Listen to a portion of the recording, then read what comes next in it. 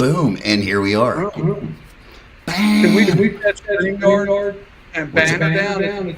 Do you see the banner on the screen?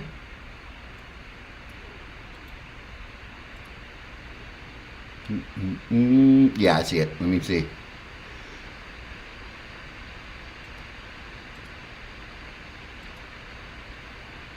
Even if it says Rich needs a helmet on there or something. Yeah, right. Well, because the last time it popped up, it was up there for a while. Perfect.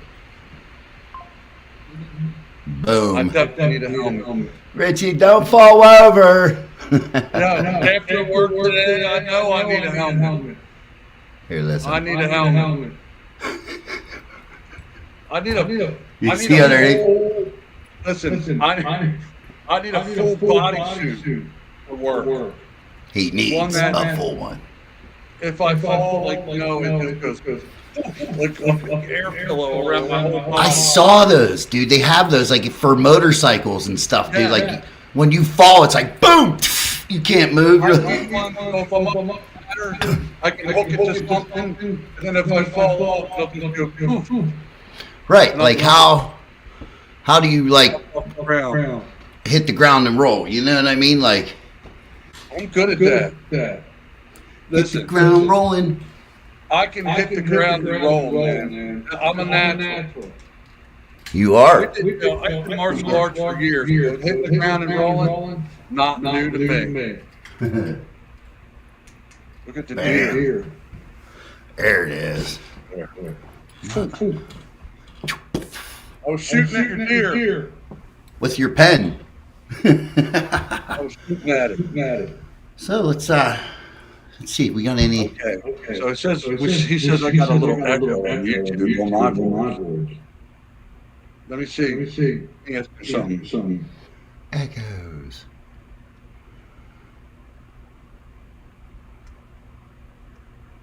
All right.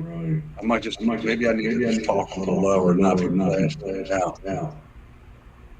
Because I'm pretty boisterous. Okay.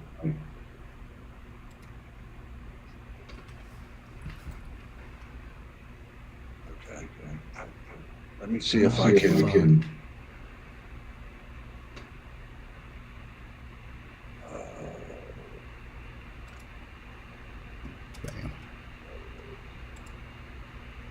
What I can do about my audio.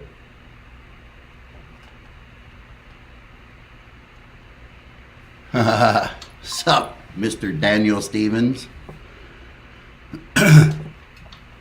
Mr. Daniel Stevens.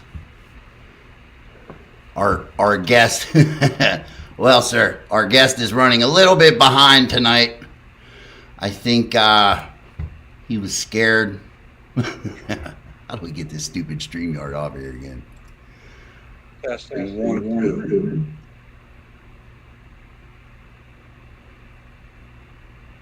What's that doing? Oh. With the echo? Still? Echo. Is it still there? I mean, you sound fine on my end. Yeah, I know. I'm trying to. They're saying on YouTube I got an echo. That's what I'm trying to figure out on mine. Oh, yeah, I don't know. Echo. Let me see here. I still got to try to mess with my mic. Let me see.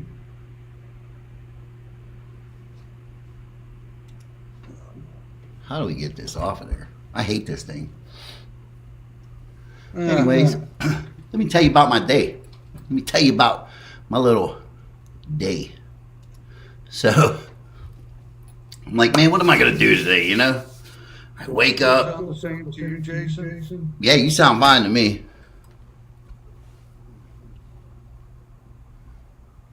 Hey, Dan, can you hear me out there? Let me know if I still got an echo.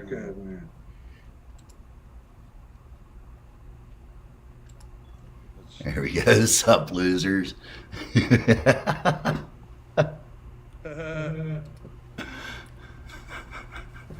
Celebrities. That we are, Mr. Daniel Stevens. That we are. Boom. Echoing. Maybe I don't know. I don't know. Maybe I can try to come out and come back in. I think you sound fine. Yeah, but apparently on YouTube I'm echoing, so it's got to be something. Trying to see here. It's better. He knows a lot of celebrities. I'm the only one you need to know. Let me just get back from my mic a little bit. Maybe I'm bouncing off it. You look like you're sitting in your death chair, like, whoa. You see that? Yeah, like, it's perfect. Whoa, the Prince of Darkness. Testing 1, 2, 3. You sound good. Testing. Okay, I think we're good now, maybe. Thank you, sir. I Thank don't you. know. I think he's doing other stuff. Go ahead and hit on and check. Check 1. Mr. Meredith is still coming. I did get an update. He is running about 15 minutes. These are my favorite celebrities. I mean, I can't help it. I am a nice dude. See, Rich, it's like everybody gravitates because they know, like, the cream rises to the top. Yeah. And you know, we're rocking it like that. You sound a little low to me now for some reason, but that might, you know what, it might be because I think I might have turned, hold on a second.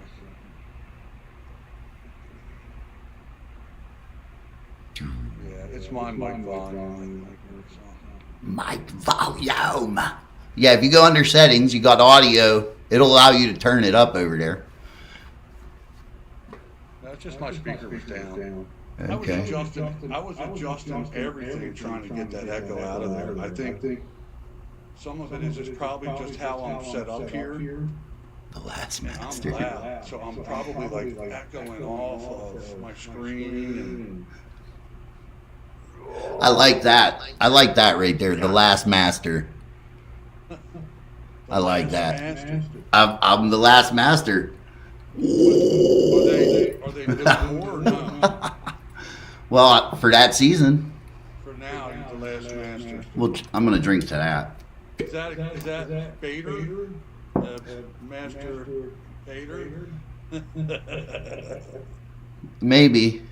I mean, I'm a master. I mean, I'm normally just a jack of all trades, not a master of any. But now I actually have that in my title.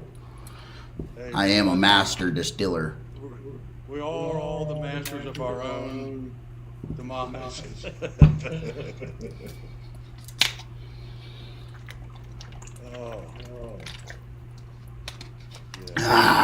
Yes. I think I'm probably like getting up in everybody's grill tonight. I have a high energy tonight. Well, it's, you know, we're doing cool shit like this. You know what I mean? Bader. Yeah. Like Big Van Bader. Ooh, like the wrestler. But I am a masturbator, and let me tell you why. Because I fucking hooked, 17 fucking trout today? 17.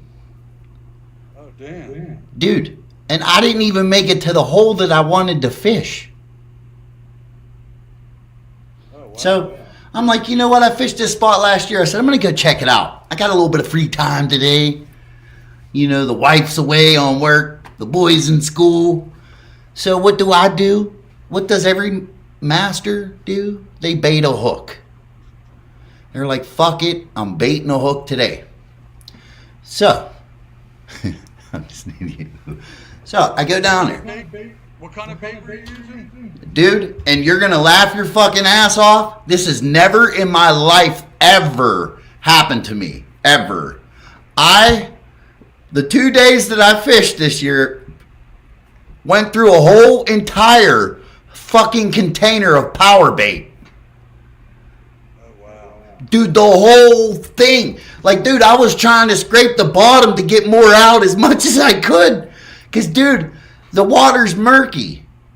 We got some chocolate milk going, but it's down and it's not super fast. But that's good for me because now I can move.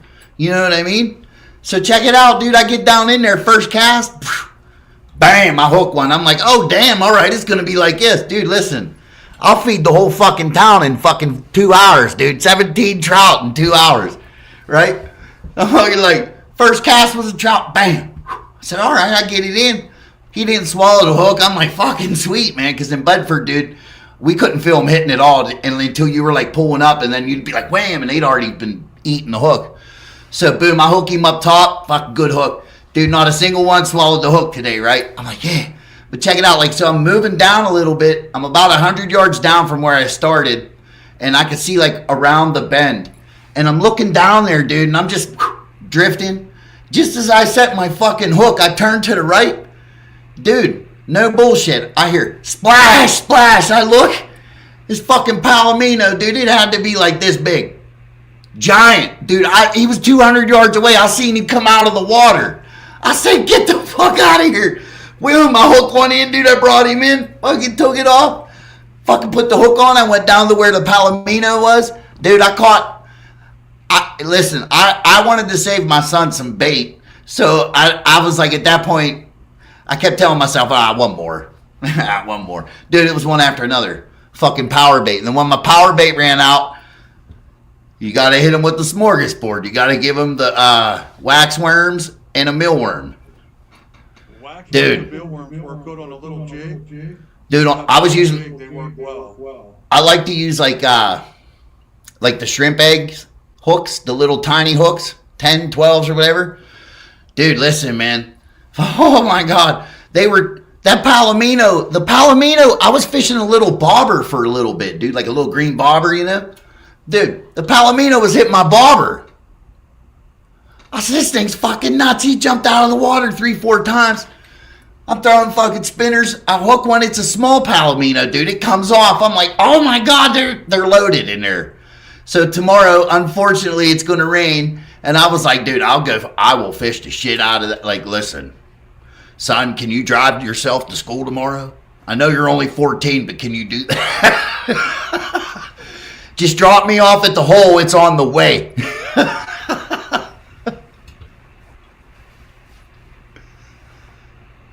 I don't hear you at all now. Can you hear me?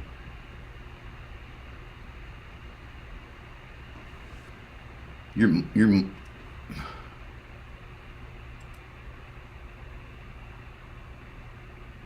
mic down at the bottom.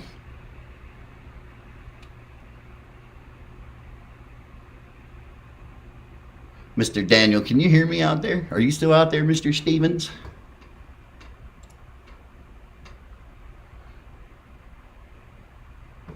Mine's going for 5. Mine's going for 3.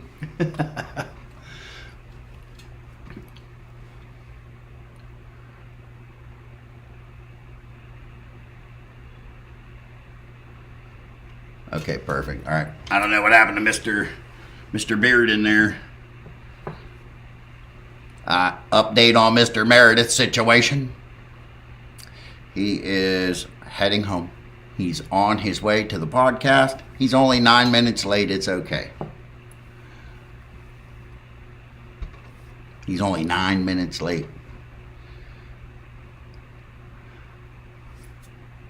Thank you, sir. Thank you. And for that, I shall drink. I shall drink with you, Daniel. I need some Jimmy Red in my life, Daniel. Can you make that happen? Can you get me some Jimmy Red? Like I want to taste some Jimmy Red. I've tasted some blue corn, Mr. Shedshiner.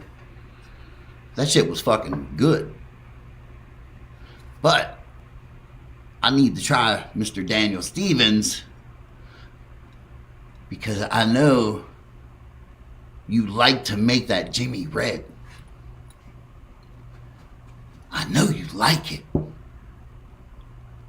Why do you like Jimmy Red so much, Daniel? Why? Oh. I'm going to put this out there because this is good. This is really good. And this is apple brandy. Inspired by spirits. Mr. Mike Miles. This shit is good. This stuff is real good. Thank you. If you're in the Pittsburgh area, you definitely need to check this guy out. You definitely need to go here and try this, dude. Coolest bar I've ever been. Coolest distillery, not a bar. Coolest distillery ever, man. Like, these people did it right. Mr. Mike Miles and his partner, dude, they did it right. Amazing. Amazing. And ask him, how do you get to the speakeasy? Make him show you how you get back to the speakeasy. Because that's the cool shit right there. Boom. Inspired by spirits, baby. Shit is bomb. A little bit of apple.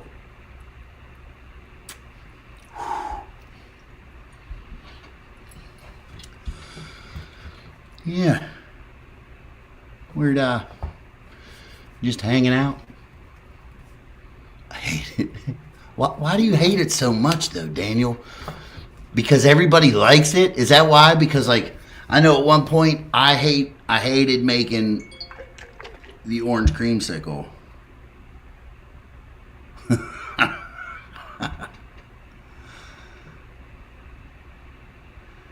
God damn, dude.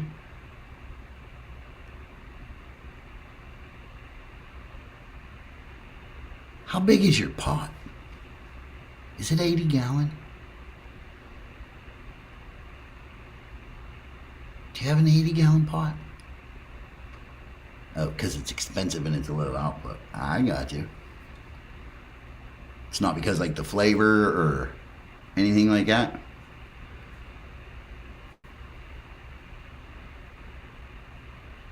Bam, where is my partner?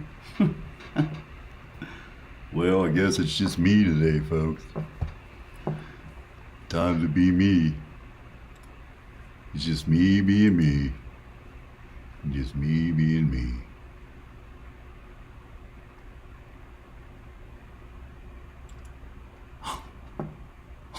Oh no! Help!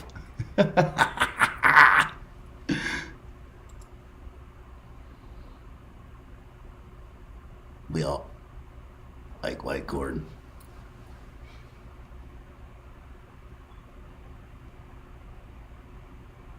No.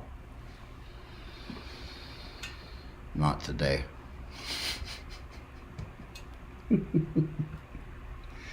What the fuck is that?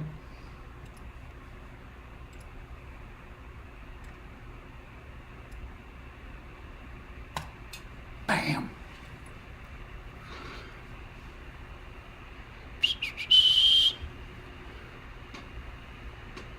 Am I still rolling live? I guess I am. Yes.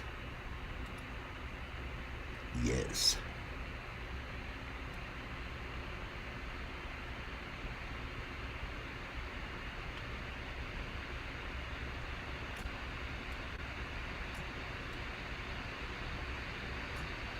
Boom. Boom, Howard. Okay. Are we still, 50 gallon?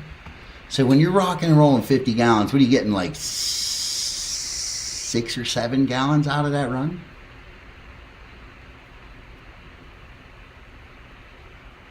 Like, is that how much shine you?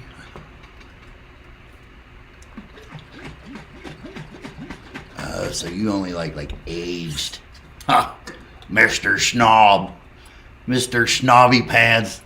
I only like if it's aged. Pinkies up, folks.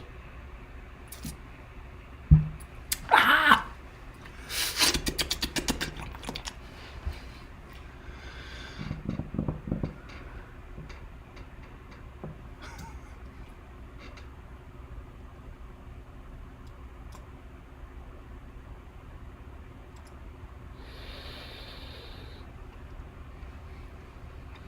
Damn.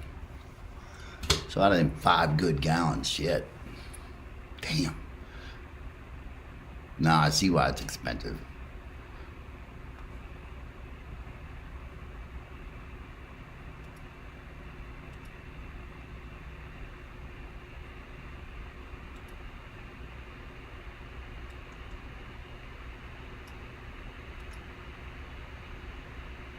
Bam. Where's everybody at? Maybe I'll find out. Meanwhile, back at the ranch.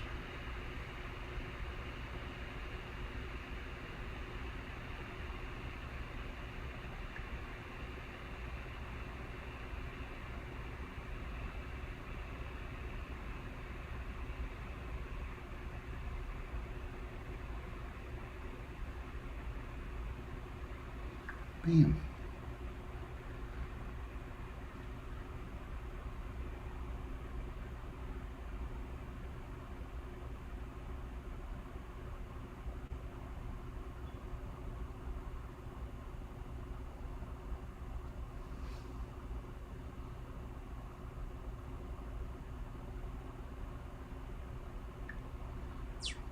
It's very quiet in here.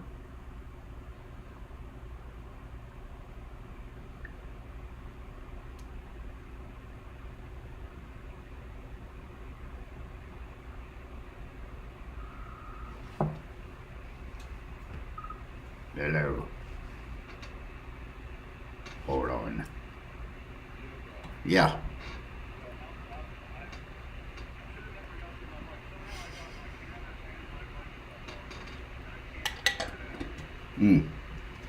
Okay. Settings going to.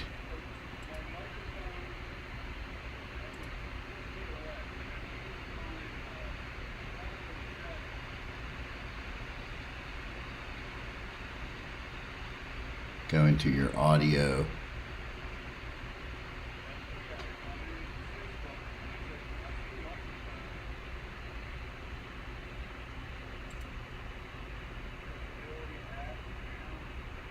So like, are you in the, you have to, oh, so you're doing like your main, like your actual settings on the computer. Oh.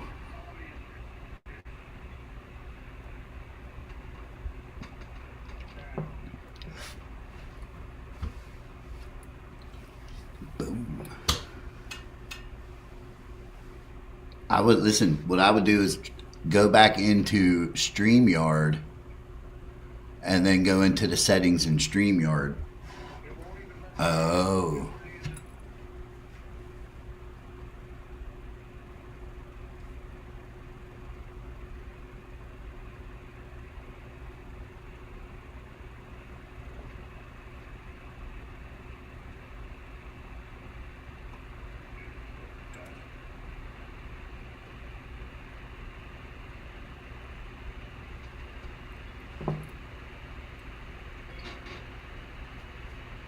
Bam. Oh, hell yeah.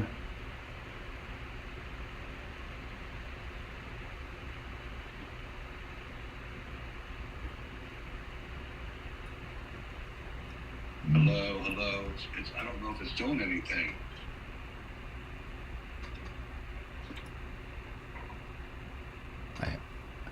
Yeah, see, when you were on here, like I looked, like where our little logo is at the bottom, your microphone thing was X'd out. It says the browser has blocked your mic and camera. Why? Please allow permissions by clicking the camera or mic icon in your address bar. Then refresh the page. Ah. The camera or mic Yeah. icon. Yeah. So right where it says StreamYard.com A5Q whatever, where you would search, Yeah. there's a little camera right next to it. Okay. Click it. It says this is accessing your camera and microphone. Okay, it says the browser has blocked your mic and refresh the page. Should I refresh it? Yeah. See, because like if you click on there, like when I click on it, My mic, it comes up camera, microphone, and sound.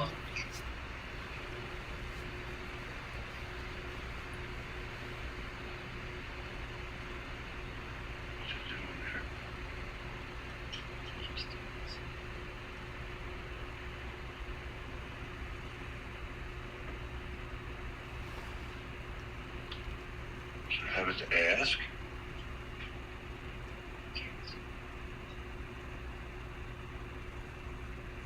Is it intense? Should say allow. I'm allowing everything there.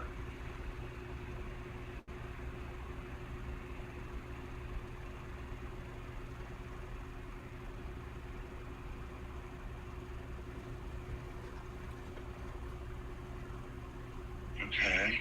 See, like when I click on that little Hold on. It says refresh. I just refreshed it. Let's see what it does. Still blocking me out. All right. So does it say StreamYard.com A5Q right there where you're at? There you go. Okay, see, but I'm not connected. I can't get Okay, in. now, hold on now. Up top, can you, like up top on where we're in this, like right here? Can you see my arrow? No? Probably not, huh? Yeah. So right where it says StreamYard, right before StreamYard, there's a little fucking...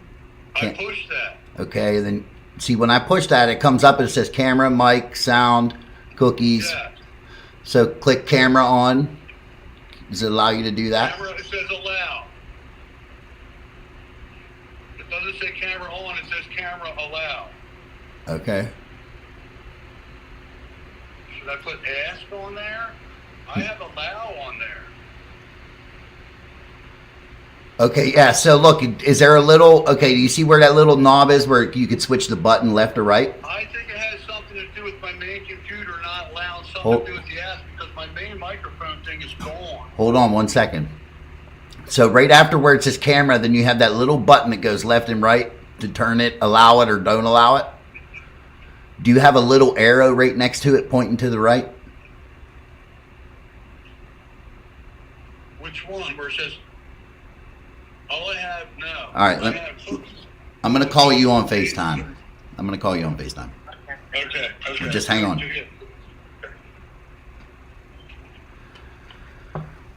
Are you there? Okay, look. So, you see that right there? Like you see them little arrows? You got the I button. don't have all those. I don't have all those, Jason. I only have a couple of them. I mean, is there an arrow after any of them? Drop down. Yeah, the little drop down. Yeah, click on that drop down. I did on microphone, and it says either allow, block, or ask. See, mine says allow on every visit. It's clicked. Mine says allow as well. My camera says allow. I think it has something to do not with StreamYard, but my computer. Because I pushed something that said because I was trying to get my microphone right, and I pushed shit that I shouldn't have pushed. Now I can't get my microphone thing to come up at all.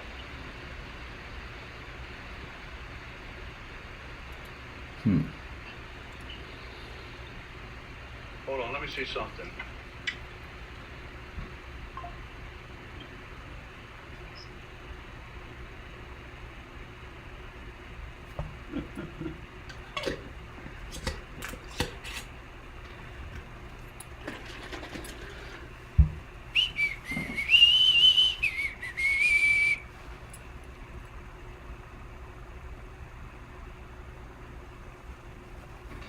Camera on. Hold on.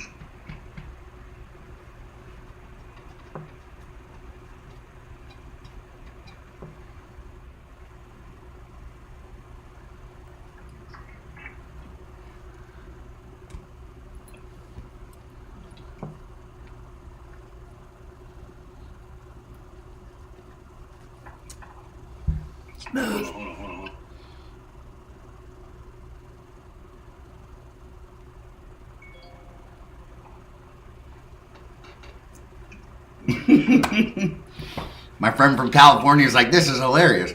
Oh, there it is. I think I might have found it. Let's see now. Hold on. Bro, you did it when you went green, didn't you? You did the whole fucking wall. I love it. I love it.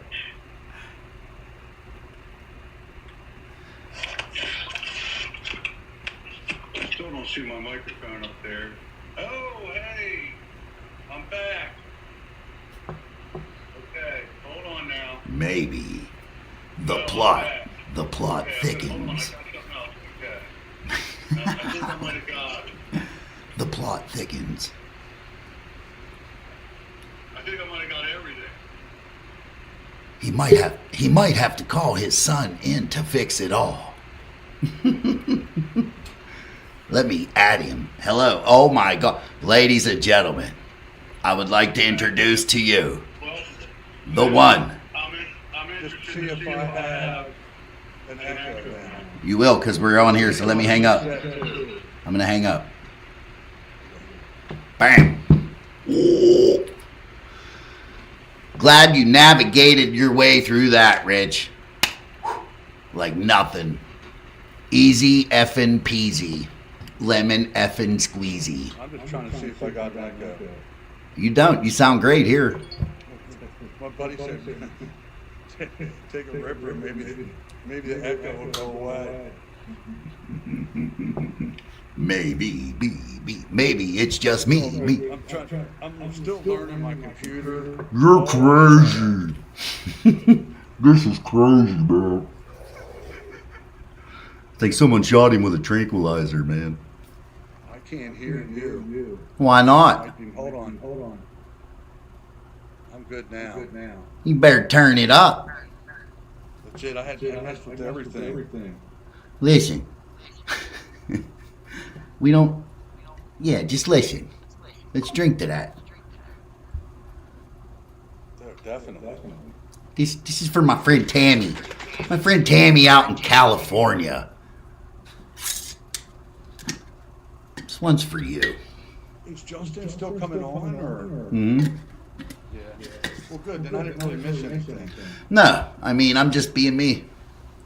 It's all good. I'm just drinking on TV live from my basement. Lord. Ooh.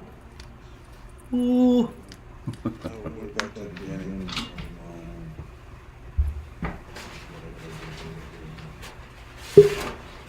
Oh, I hear someone. Ladies and gentlemen, Someone's in the house. someone is in the house. We've all been waiting for the one and only late Justin Meredith. You're my best friend, Rigsby, man. How are you, my friend? Good, buddy. How are you? I'm well. Can you hear me fine? Yeah, I can hear you fine. I'm echoing here for some reason awful bad. Now you got the echoes. Yeah, I can hear his echo. I don't hear it. I have no idea if I still have one or not. You sound good here. Everything's coming in. We'll just go with it. We'll just roll with it, he says. Fuck it. We're going with it. Nice. So what have I missed? Not much. Just waiting on you. Man, you sent me the link, and I was like, son of a bitch, I forgot about damn time change. You know, time zone difference. Oh, that's right. What is it there? So it's 6:30? It was 6:30. Oh, I forgot about the time. I forget it. I think everybody's on East Coast time. So this is my buddy, Mr. Rich Bearden, Lit Tarzan himself. Nice to meet you, man. He Nice to meet you as well. My buddy said that he still thinks I have an echo as well, so it must be something with YouTube or something. Maybe how we're coming through the thing today or something, giving us a little echo. I can barely hear you. Yeah, you might need to come a little closer to the mic. I was worried that I was like bouncing everything off of there too much, you know? No. Mm-mm. So what's new with Justin Meredith? Like Not much, man. nothing much. Come on, it's just how can you not have nothing new going on? Like, I feel like maybe like every other week, I'm getting a message of like, hey, you know, check this out. I'm making this or I'm making that, and I'm like, man, dude, he's on the fucking game. That's for sure. Had the nose in the grind going here the last couple of weeks. Tried one new recipe. They don't all work out, man. Right. That's just part of the game. You know. Jason's coming up with a new flavor like every other week or something like that. So, you know, I figured, Justin, maybe you come doing the same thing as him. He's always working on something. Always something. Always something, dude. My mind doesn't stop. Like I was just telling Rich before, maybe it's me. I was just telling Rich before, like, I couldn't think straight yesterday at all. Everything, like anything that I thought about was on my fucking mind. How about that? Is that better? Is there no echo now? You're echoing now. No. I'm not Call echoing. again. You're not echoing now. But I hear yours. I think it had something to do with your headphones, maybe. Somebody, I don't know. I shut the other speakers off. Let me turn this one down. How about that? I don't know. Like I said, Can you hear me? Talk, Justin. 1, 2, 3. Yeah, I can hear you. Boom, I just turned it off. I fixed it. Okay. All right. I don't hear an echo at all. See, it was me. His fault. Yeah, I have a little echo button on my thing. Like it stops the feedback. Well, you know what? We're going to have to... Let's drink for that. Hey, listen. I got catching up to do. There's some technical difficulties on Wednesday night. Oh, let it rip. So, I was telling him today that I was fishing before I came here and did everything today. And, dude, it was a good fucking day of fishing. It was. So Yeah, well- that's the best because you're sitting there, you're in nature, you're fishing, new ideas start flowing. Yes. And I'm like looking around at the trees. Like, what's around here, man? Yeah. Trying to find it. I don't know if that really helps or not. How about now? Turn my mic up a little bit. Can you hear me real well? Am I low? You were a little low, but I still hear that echo though. Might be I don't know. But yeah, dude, like, so I'm sitting there fishing and dude, I caught 17 trout, so I'm probably on like number 10. Dude, it was like I didn't even get to the spot that I wanted to fish at. Like, that's how it was. Like, so I'm like, okay, I'm trying to work down to it. Dude, I hear splash, splash. I'm like, what the fuck? I turn over this way. Dude, that thing had to be like just a big fucking golden palomino.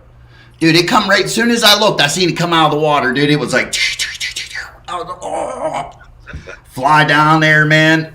And dude, and then I just started banging them because it was a big slow hole and it was just boom, one after another. And then I started telling myself, like, I got to save some bait for my son. He was supposed to, he blew me off though. He blew me off. No. Listen. You Now that's become perfect. like a child. You become like a kid when you're fishing, don't you? It's like, forget the 14-year-old because you are a 14-year-old now. You ain't getting no bait, son. The bait's mine now. That's right. Listen, I told him, never have I done this before in my entire life. Like, I've been fishing since a little guy. Dude, I went through a whole entire container of power bait. Like, couldn't get any more out of the bottom. I'm like, give, what can I get, you know? Because it was left and right, man. Bam, bam, bam. So, but it was a good day of hunting, fishing. Other than that, but I don't hear no echo, so we're good now. Power bait is amazing. Like, really, it's one of the best fishing baits ever made. But I will say, though, that the wax worms with a little ant jig will kill trout all day long. Well, we do 2 wax worms and a mealworm, so it looks like a fly floating down the creek, you know what I mean? And dude, they crush them. But all right, so let's get to it here, Mr. Meredith. I got some questions for you. Okay. Here it comes. All right, so when Mr. Meredith decides he's going to make moonshine or whatever it is he makes, in his spare time. What is he listening to? What is on his? Is it what kind of music are you down with nowadays? Man, I have like probably the most screwed up playlist in the world. Yeah. Like Foreigner and Warren and like Uncle Tom's Cabin is my jam. So That's awesome.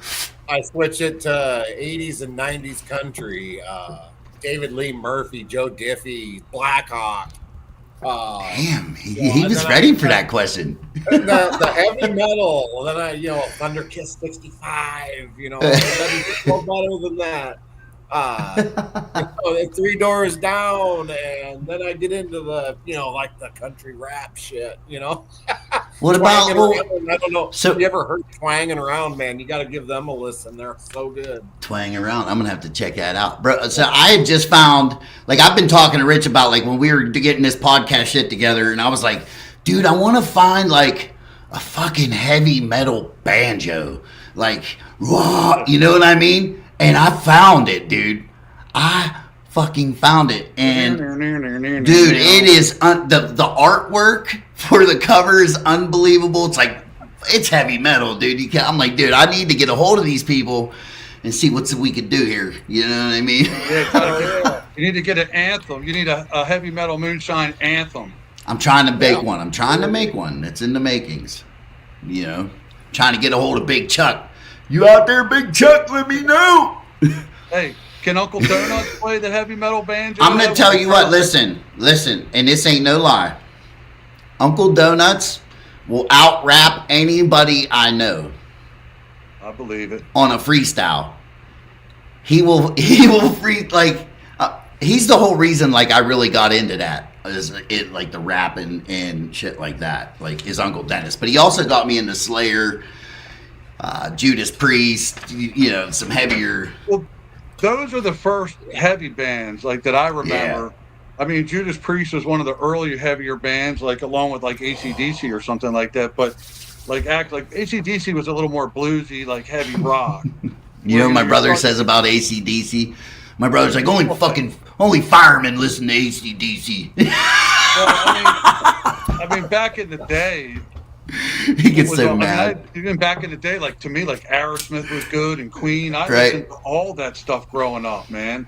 Yeah. But then it got it's all good. It got influenced by Black Sabbath, and then once Ozzy came out, and I was in my teen years.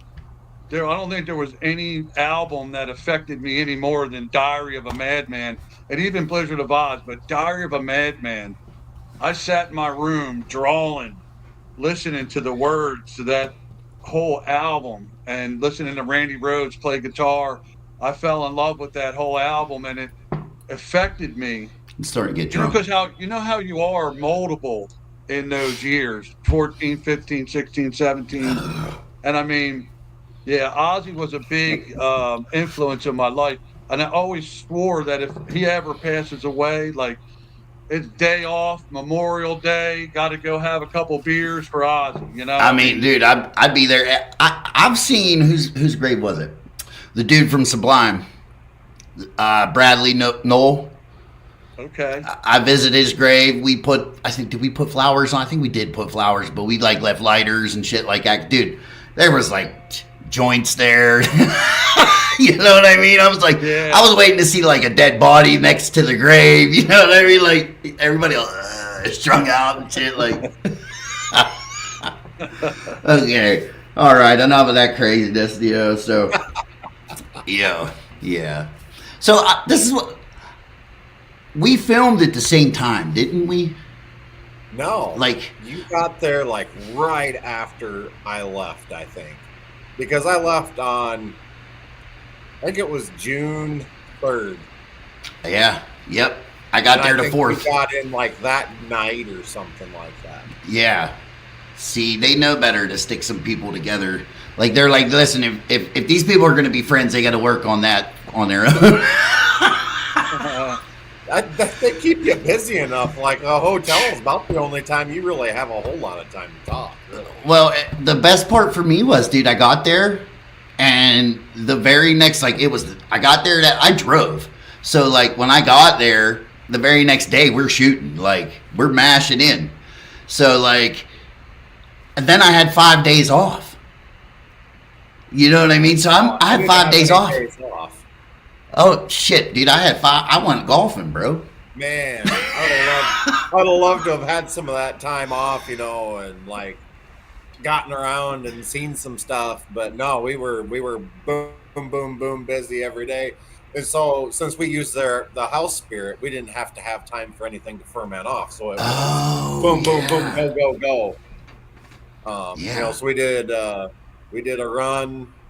We set everything up for the show the first day, did our our interviews or whatever, and then we did the first part where we drank the little shots or whatever that they didn't show on the show, even that decided our pick for the roadside stand or whatever.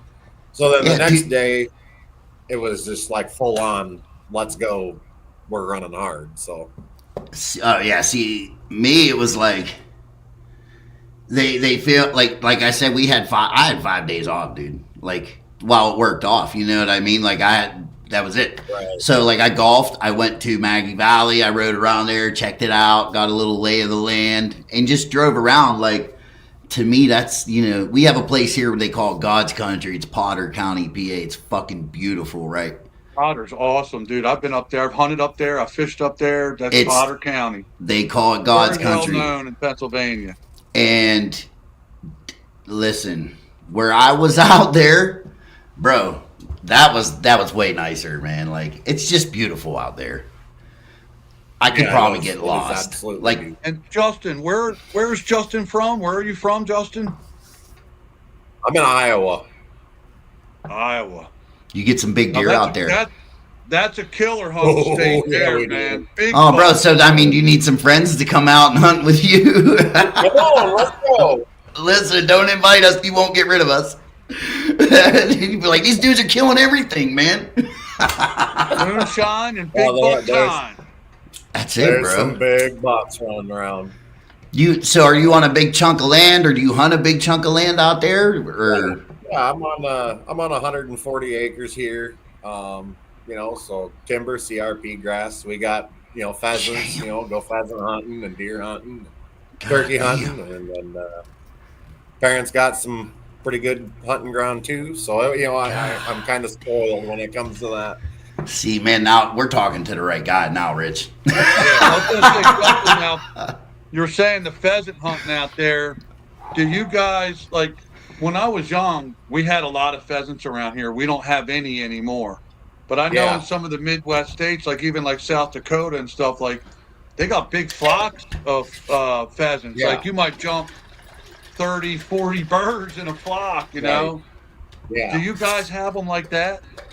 We do. In the spot here anyways, we had probably 15 years where I don't know if it was the weather, we had floods and then we had droughts and then we had floods. So the numbers got really low for a while and we didn't even hunt them for about 10 years. You'd see them once in a while, but you just feel bad if you went out and actually hunted for one and took one. But they've made a great comeback here. And there's been times here the last 5 years where we've kicked up 30, 40, 50 of them at a time. God damn, man. I've counted over 100 out before, so Fuck. That's a wonderful experience. It is. I hunted in York County, Pennsylvania when I was young, and they had birds out there like that sometimes. Sometimes we'd be pushing all these cornfields out. We'd finally get like to the last one at the end, and it was like you ran them final birds out, and all of a sudden it was like 20 birds went up. But that was rare. So cool. See, man, listen, when it comes to hunting, that's a big reason why I have him on this show, dude, because like my dad taught me a little bit, just more. My dad taught me more or less fucking don't be smoking in the woods, man. You know what I mean? And be quiet when you walk. But he would be the loudest motherfucker, dude. You'd hear him chewing 15 fucking yards away from you, and he's telling you to be quiet. And like, dude, you're eating. I can hear you 2 trees away, right? So it's like, Yeah, it's yeah. Daniel Rich, says I'll be there soon. Yeah, come on, old son. Come on. oh, Let's go. listen. I've had. Yeah. I like Mr. Daniel Stevens. I like him a lot. He's all right. He's all right guy. He's tough. He's tough. He's tough to deal with. I'm sure his wife has her hands full. But he told me today that she wants to start distilling. Ooh. This is what I told him. This is how, and he's going to teach her. And this is my advice. I said, bro, listen, even if it's fucking killer, I said, you make sure it's in a bottle. So when you taste it, you could throw it on the fucking ground and be like, again! Again! He gets Then- a little app on his phone and he Yeah. Meanwhile, the first batch is as good as it's going to get anyway. Again. He's like, you know, he's like, she's probably going to do better than me. Listen, he's a bullshitter. I know that. Like, I know he's good at his craft. You know what I mean? Like, I know Right. that. Yeah, he's a fucking. But sometimes I don't know how to take him. Like, I think he tries to set me up and then he delivers.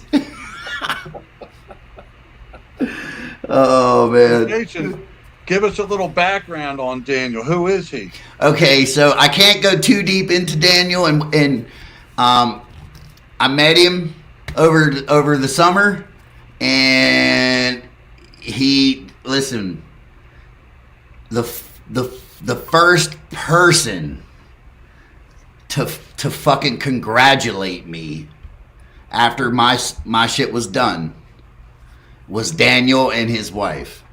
Okay? And dude, let me tell you, his wife was in full-blown fucking tears.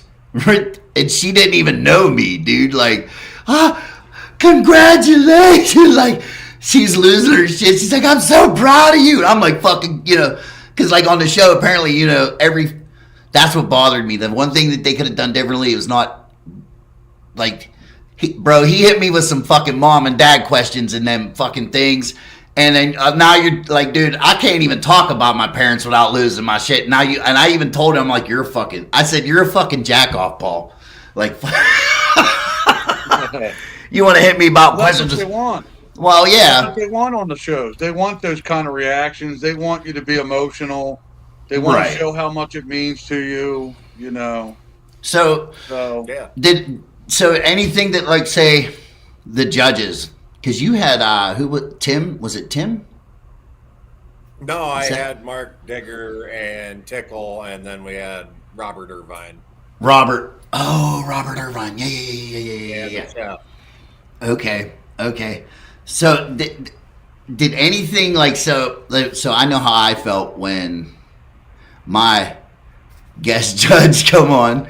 So did anything that he say kind of rub you the wrong way, or did it give you like a bad taste, or did it fire you up at all? No, not really. I mean, maybe motivated me more than anything, you know, because he's, you know, trying to be so tough and Right. you know, trying to instill like intimidation into you or something like that. And I'm like, okay, well, he's like, at one point in time, he came up to me and he asked me, he's like, so he goes, Donnie's a trained chef and John is a trained chef.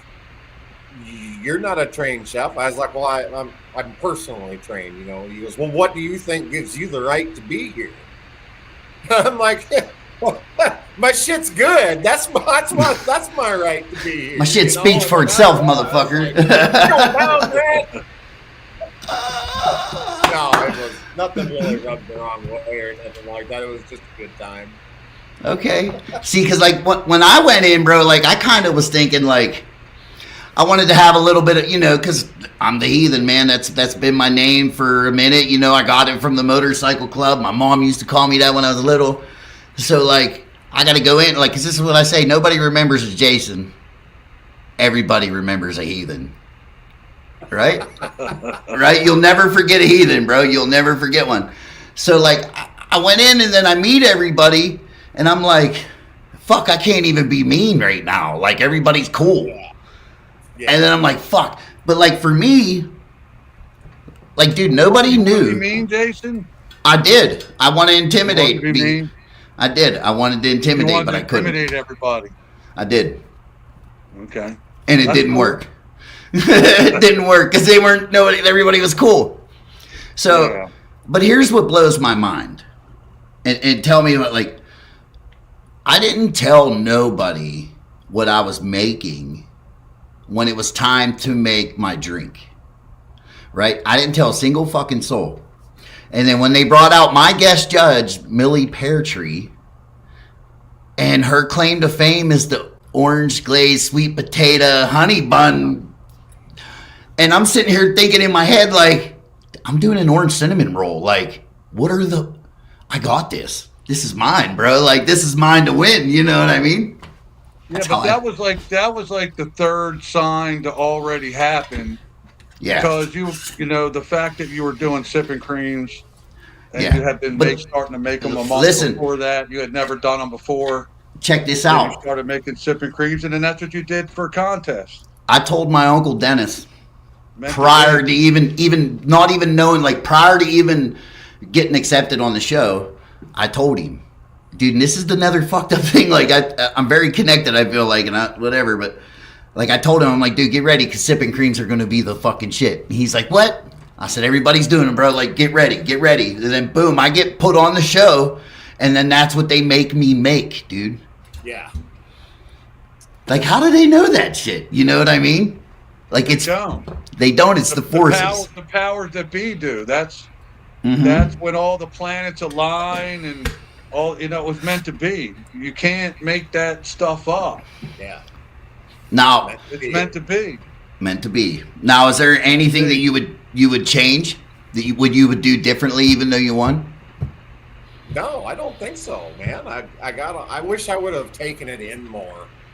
Yeah. You know, enjoyed the experience more, because you kind of, you know, you get this laser focus. I wouldn't go out at night, you know, I wouldn't go anywhere. I'm like, I'm going to bed. Yeah, out to all these restaurants and stuff, you know, and trying all the food and having some drinks, and I'm like, you know, they're like, come along with us. I'm like, no, Nope. no, I'm staying right where I'm at, you know, because I know how I can get. We're definitely coming to see you, bro. I do wish I would have, like, taken in the moment a little bit more. Yeah. So Well, laser focused. dude, it's funny you say that, because I did the same, other than just, I golfed one day, and then I went to Gatlinburg just to check it out. And then that was really all the sightseeing that I did. Like I said, like the Maggie Valley and Gatlinburg and golf, that was really it. But honestly, dude, like, there was that big home store was behind the hotel, right?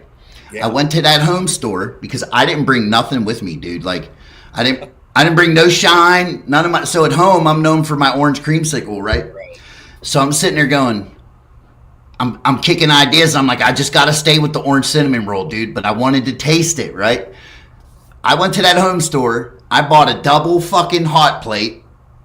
I went to the grocery store. I got all my ingredients, and then they had what I needed, dude, for my cream. That was the one thing we were allowed to bring from home. So that's the one way I know that there's no way that they'll ever be able to F me over on this drink, because that's the one thing I brought home, and they don't know what's in there. You know what I'm saying? So, like, dude, I'm cooking in my hotel room, bro. I'm like, I made one jar of orange creamsicle, but I changed the one part with the cream, and dude, it was lights out, dude. Awesome. That's how I did it. But I was laser focused like that, dude. Like, Yeah. I wasn't planning on partying. I didn't, No. bro. I meant business. Like, I told people, I'm coming here.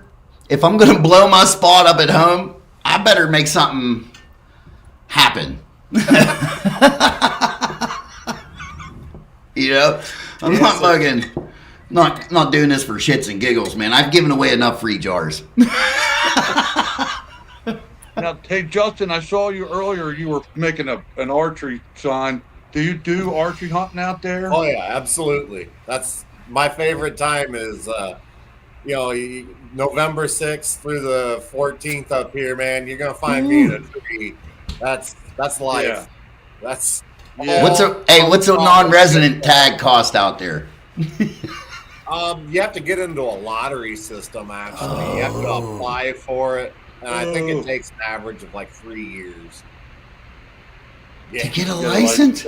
Yeah, for an out-of-state tag. I'll just go to fucking Walmart. Well, I can do that too since I'm a resident. But for an Listen, bro.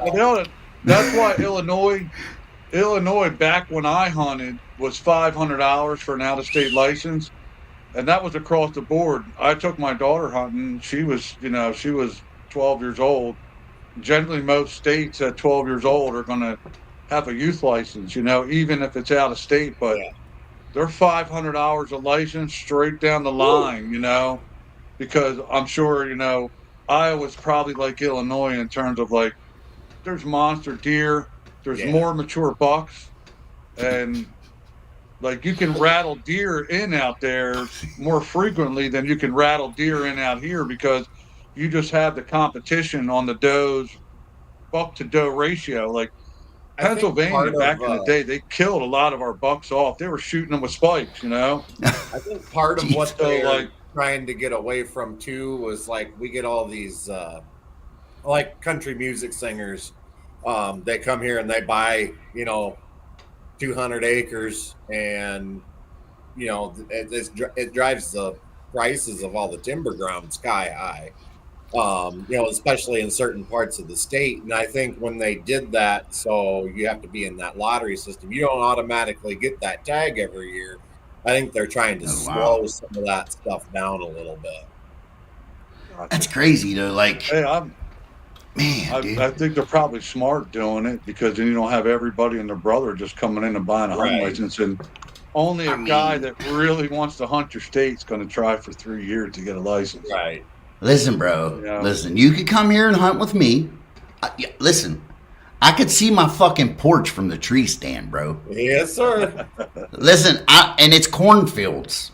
And dude, we ain't got no little deer here. There's a few. I learned. Listen, what did I tell Rich this year? I had the best year of hunting in my fucking life, and I didn't even kill one. Just from seeing the sights, man. Dude, just being connected out there, like that's the thing. You have to be connected to your, just being in that stand, man. And you're in that zone, bro. People don't understand. You get out there in the morning, you walk in the dark, 2 hours before the sun comes up, and like a ninja, bro. And you listen. The coons are fighting over in this tree, and there's a possum over here rooting in the leaves. And then the sun starts, you slowly see it start getting light out. You watch the world wake up in front of you. And you get to sit real there, world. 20 feet off the ground and think, how lucky am I to be able to sit here and enjoy this and witness this happen? That's it, too. How lucky are we, dude? Yeah, that's it. So listen, with that being said, I have a great idea. I can give you, I can let you use my home as a residence so you can get a resident license here. If you let me use your residence so I can get a resident license there, it's even trade, bro. There you go, right. And Rich too. Because he's got to come hunt. I got to get him to come hunt with me first before I can take him to come out and hunt at everybody else. God damn. Well, you got some hogs out there, man. That one deer looked like a goddamn tick. His legs looked like they couldn't even hold his body up. Dude, like little toothpicks, dude. But the fucking deer was... Yeah, that deer is kind of a freak of nature, man.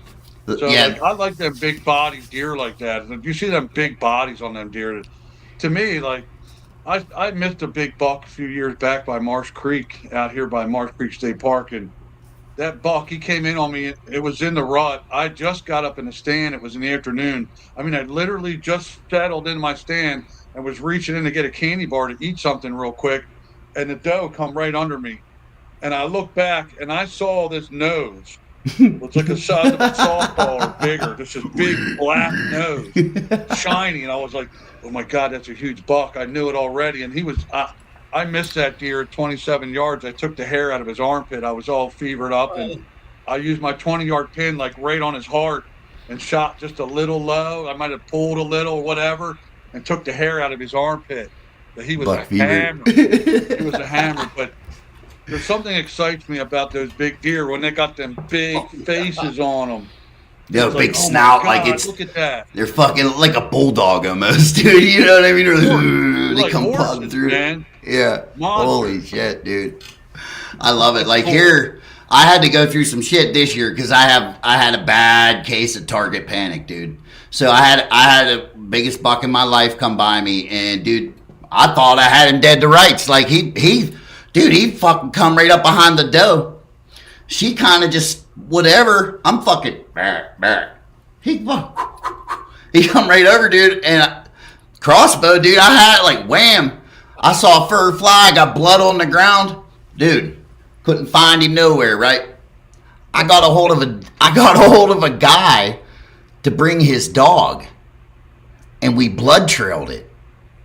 And dude, I thought I was in like CSI, bro. Like this fucking dog was like, boom, gone, man. So what they, dude? It was. Have you ever seen a dog blood trail a deer? Oh, yeah. It's the coolest shit ever, dude.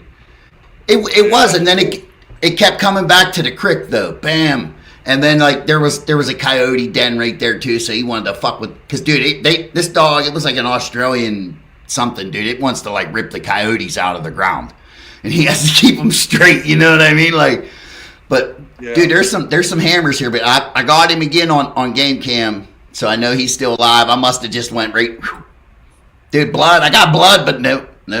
So I had to let deer go this year as a. Like, just fucking, like, okay, I don't have to shoot that. Yeah. He's a fucking giant 8. I don't have to shoot that. Right. So, and then we had an albino 5-point come in front of me this year, too. I had a case of heartbreak this year. I was sitting in my stand. The sun just come up. You know, we're 20 minutes into shooting light, and I'd been seeing this big buck running around. And I watch him, and I see him jump the fence 200 yards away from me, and a doe comes in, and he's right on her tail. He comes trotting in, and came in, and I was patient, you know, did everything the right way. He came into my clearing, and he stood broadside at about 15 yards from me. Probably a 180-inch deer. He was big. So I took my breath. I was already locked in, put my pins on him, pulled back, took another breath.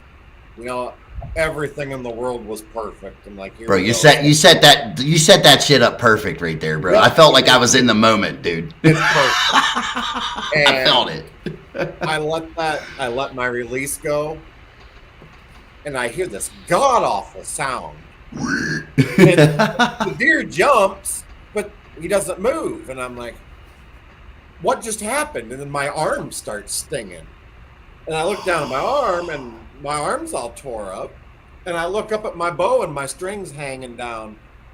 So one of my arrows had a hairline crack in it from shooting targets, and when I released it exploded my bow.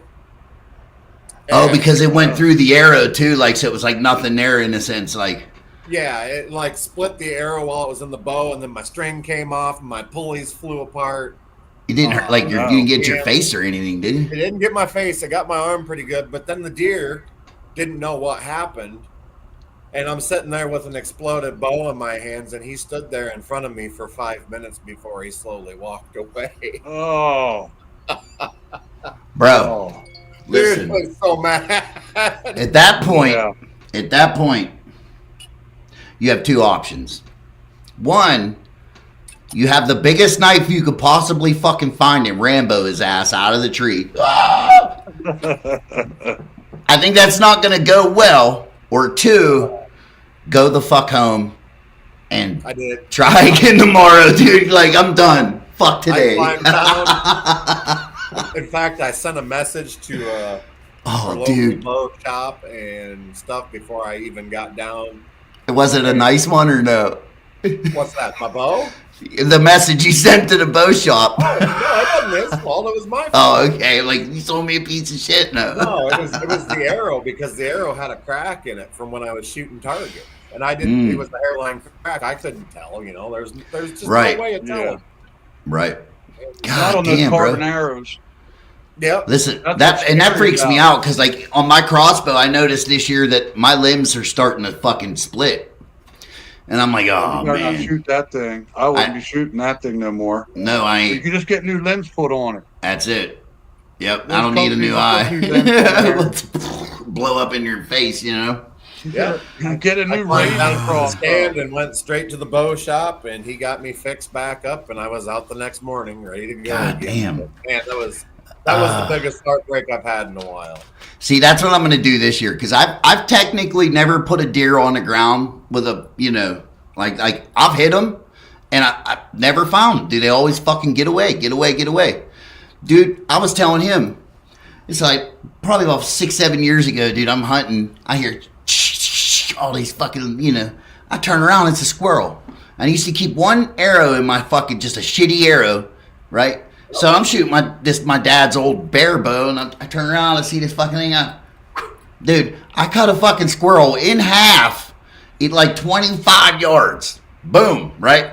Yep. Lights out. The very next day, same spot. I'm just chilling. I hear, you know, I'm looking behind me like, where's the fucking squirrel? Right? Dude, I come around like this. Dude, I have half of his rack. It's got 7 or 8 on one rack. And it's a non-typical, right? Dude, I turned around. He's standing there 15 yards, dude. I'm like, right? So, dude, I'm like, all right, fuck that. I'm going to smoke this thing, dude. I pull back on him. And same thing, I let the breath out. When I let that breath out, I hit the fucking release. And I don't, dude, for the longest time, I kept aiming low for, I don't know, no reason why. I always think the deer's gonna, you know what I mean? Yeah. I just aimed low like a fucking idiot, right? It didn't even hear. So I'm like, oh my God, it's just like walking by, right? Dude, I put another arrow in that fucking thing, and now I'm behind me. Dude, I let it fly. I shot over him. I missed him twice. But I can hit a squirrel 25 fucking yards away, cut him in half, but I can't shoot a fucking massive buck 15 fucking yards in front of me. That's the target panic that I talk about. Well, also what it is when you're shooting at a squirrel, it's this big. So you're aiming at a target that's this big. That's true. Deer's this big. And if you don't learn The zone in. the target this big on him, you're going to miss him because you're shooting at the whole deer. Hey, shoot big, miss big. Mine's not clicking right. Right? Shoot big, miss big. It's true. I mean, I feel it. Listen. Dude, I had target panic when I grew up too. Like I remember drawing back on deer, and I would have a tendency to draw up high and come down into the deer. And I would get so amped up, man, I would let that arrow go before I even got the on the deer. The arrow was flying over the deer. I mean, I was young. I was like 14 years old, you know. I don't think I killed a deer until I was 16. And I remember I killed that deer with a compound bow with no sights on it. Because it was like a Jennings or a Jeffries or something like that.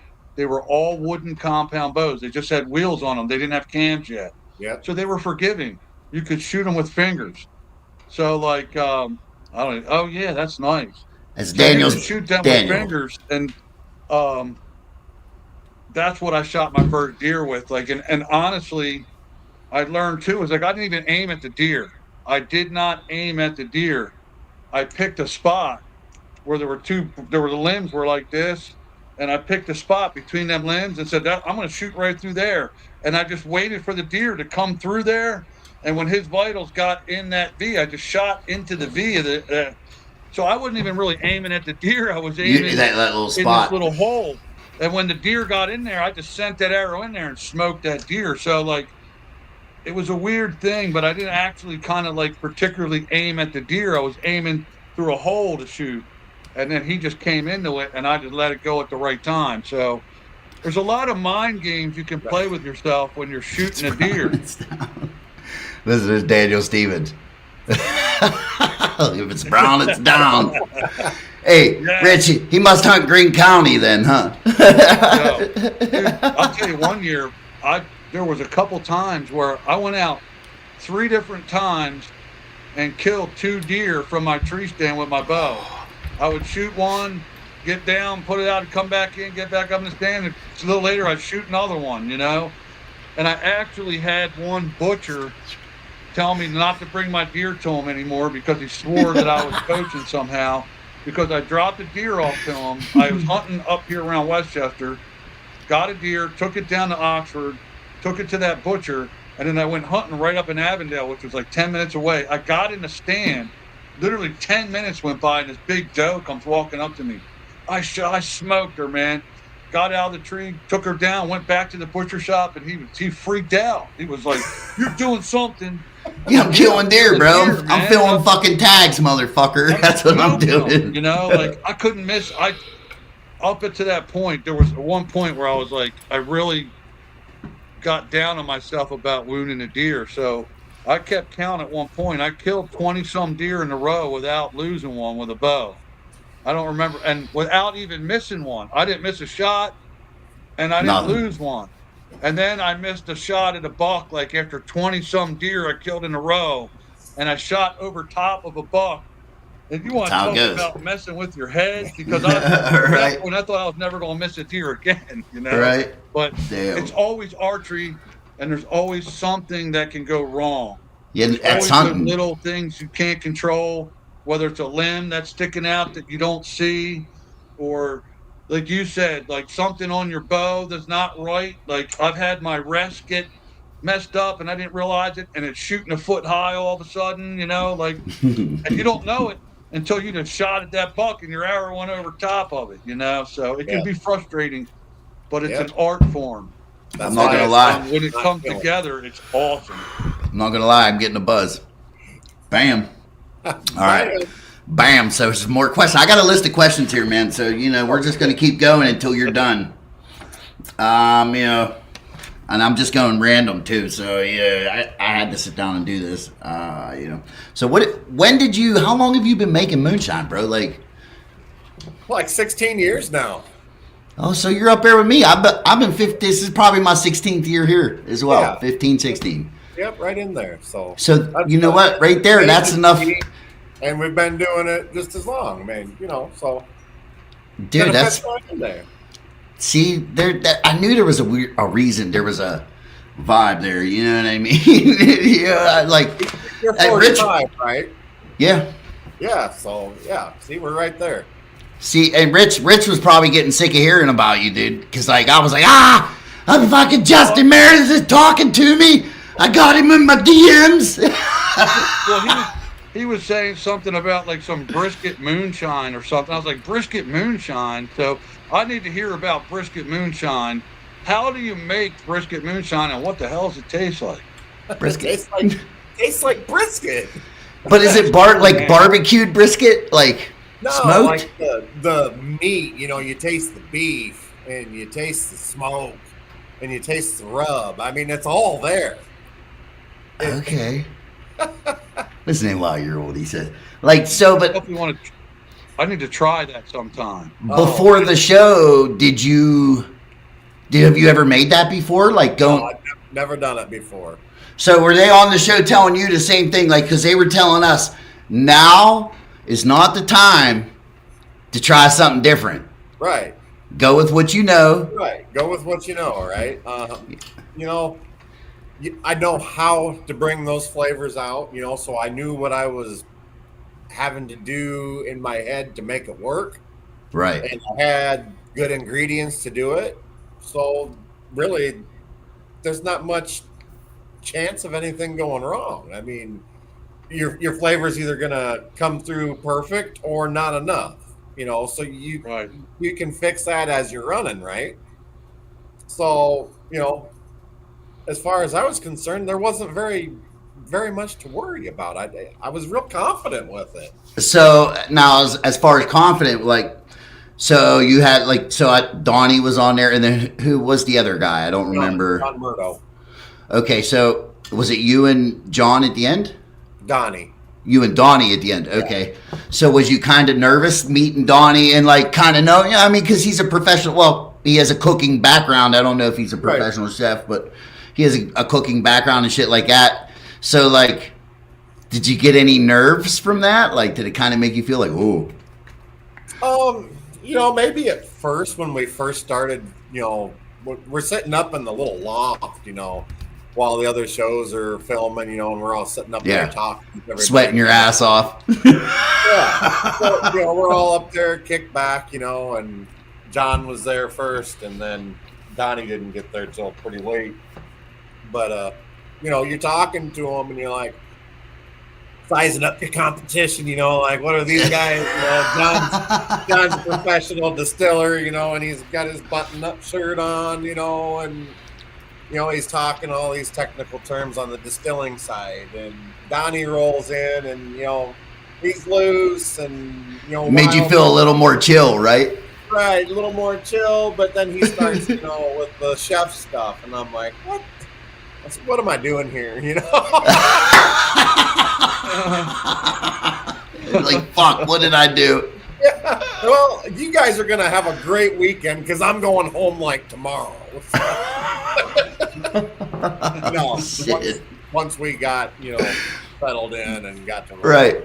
You know, it was like, yeah, this is going to be all right. So, bro, so it's kind of like I feel like you and I, like, listen, when I got there and I met Nate first, and he, you know, he got his own brand. He's fucking Navy SEAL.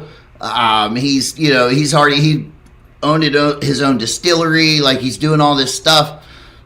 I'm like, oh, goddamn. Like, okay, like, you know, not really nervous. Then you meet the girl, like Katie, and she's got the fermentation and working at the brewery and all this crazy shit.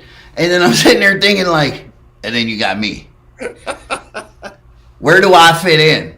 But right. But then the best part is when you got people like my buddy Rich that says, I showed him a picture and he showed it to his son, and he says, all right, Zach, now out of these three people, which one actually looks like they know what the hell they're doing when it comes to moonshine? Like, and he points right to me, dude. Like, it's the vibe. It's like, you ain't got to be professional. You just got to be on your fucking game. Yeah. Man, listen. This came from the deep woods. Right. These motherfuckers were out in the woods making this shit. So, like, yep. You know, I think it's cool to have all that heavy lingo and maybe to bring all that to the table, you know, and I think that they're trying to make something that came from the woods seem very professional, but I think that the fact that you guys are a little more honest and maybe bringing a little bit more of that hillbilly end forward and straight from the woods, and that's it, man. That's where it came from. So I think that it's more authentic in a way than someone that went to fermentation school. Like, they're going to do a little more like how they would in school. And somebody's Uncle Jeb that lives up in Canada that's making the moonshine. He's not in fermentation school, bro. He's running a farm, or, you know what I'm saying? Like, normal people. I'm not saying anything against those other people, and I think what they do is cool, and they probably bring some awesome stuff to the table. But I like things that are a little simpler. It's just like you can go out and get all these things at the dispensary now with medical, you know, and sometimes that stuff's over-processed. The stuff that you could just get from your buddy off the street, sometimes it's easier to get it better because it's not as processed. So sometimes I want the street shit, man. It's the KISS theory. Keep it simple. Exactly. You know what I mean? Like, and that's what they told us a lot on the show, was like, now it's not the time to try something new. And I was like, you know what, you're right. And even like when I teach, like, I love to help. I love, bro, if you would call me and say, like, Heathen, listen, man, this is the problem, bro, I would probably fucking sweat myself all day trying to help you figure out this fucking problem, bro. Like, I'm a helper. And especially when it comes to moonshine, bro, I fucking love it. Like, Bro, you don't even know, like, Justin, you don't even know what you did when you sent me your fucking, your taco. Like, did you see how that shit worked in my head? Did you see where I went right away with it, bro? Yeah. Dude, and listen, I already had your commercial down for you, bro. My wife and I were talking about that. Listen, dude, take it. Yeah. I think you should take that name and roll with it, my dude. I'm telling you. Like a street vendor, like a street truck vendor theme going on with Dude. the tacos and the brisket and the. Yeah. No, well, it's heavy metal, dude. Listen, fucking, I can pull out some heavy metal stuff and show you some crazy shit. Like, but I'm just saying, like, it's got the catch, it's got the hook, you know, everything is there, the hook, line, and sinker. But that's what a person with ADD works like. That's what it's. Well, Listen, dude, I ran that shit past some people while I was in that fucking thing in Arizona, and dude, their jaws dropped and they're like, "That is fucking awesome." right? Yeah. They're like, "Dude," and then I meet the label guy, and he's like, "Check this out." He shows me the Dorito label. Oh man. Listen, dude, do Doritos, and then you got your what do they call it? Crazy tacos, Los Tacos. Dude, you just throw Dorito in with it. Dude, listen, Justin. Then you can do ranch. Oh yeah. You can bring the Cool Ranch Dorito taco back, bro. We can do that. We can do that. Dude, that would be good, right? Spicy. You could do the sweet and sour. Ooh. See, bro, it's endless. You know, and the next thing you know, we're gonna have like sauerkraut brat moonshine or something. Well, I'm not eating that. I'm not drinking that. Fuck I'll no. eat one. Sour No. bratwurst. Listen, No. certain things can't be drank. Like, you can't drink No, it. I Like, love bratwurst. Bratwurst is He where does. it's at. Oh yeah. no.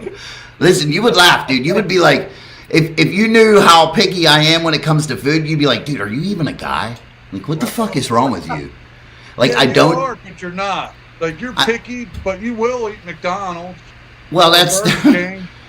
if I need to. Like, that's not where I want to eat. But like, dude, that's. Right. None of us do.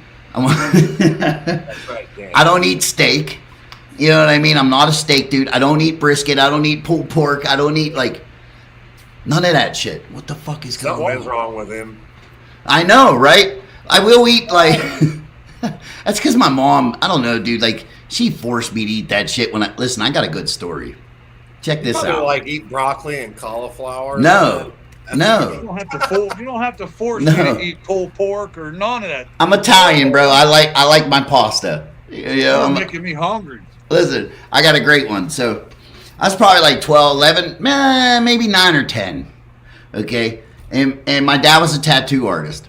So actually, my father is the one that taught Rich how to tattoo Hello. from the start, right? Yes. So my dad is back there tattooing this guy from a club, Pagans. I think it was the Pagans, right?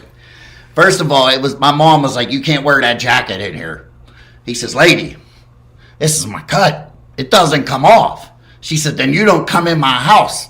He's like, "All right, well, listen, can I leave it on, can I put it on the back of the chair?" My mom says, "Yeah, but you ain't wearing that shit in my house."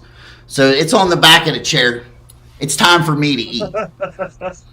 She's like, and we're having lasagna. Now, I'm probably the only dago in the world that fucking despises lasagna. Dude, I take the cheese off. I take the cheese off of my pizza. Right? So, yes, exactly. I told you, dude. Like, it's a texture thing. I got a texture. Like, dude, if it's chewy, I don't want no That's parts my of it. son. Right. So my mom's like, "Listen, get out here and eat. Your lasagna's on the table." I said, "Okay." So I go over, first of all, I go to the guy's vest. He's got this fucking dangly thing hanging off the front of the vest. And I'm like, "Yes." He's like, "Hey," he starts yelling at me. This is a true story, bro. He's like, "Hey, the fuck you doing? Don't touch my..." I said, "What is it?" He said, "It's someone's eyeball. Quit fucking touching it." I was like, bro, it's a dried up eyeball. No, I'm not playing, dude. I'm like, yes. Right? This is shit I see as a little kid, right? So then I'm like, all right, fine. time to eat lasagna. So I sit down, and my mom's in the back room. My dad, he's tattooing. And I wait like fucking 10 minutes, dude. I couldn't choke it down. I'm like gagging. I'm like, right? Bro, I look over. Not only did the dude take his jacket off, but he took his fucking boots off. I'm going like this. Oh.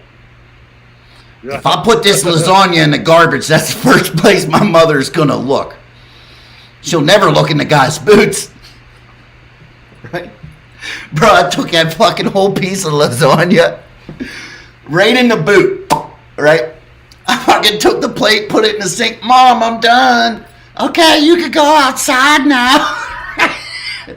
Bro, gone. Out like disco. Right? Listen, I don't think it was about an hour. She's screaming. Right? I got my fucking ass beat tremendously. Because the dude was getting a tattoo on his leg. So he couldn't wear socks. So, listen, bro, he went to put his fucking shoe in the boot with no sock on. Dude, he had fucking lasagna all up in his toes. He flipped the fuck out. I think my dad told him it's on the house, buddy. I'm sorry. He had fucking lasagna between his toes. Dude.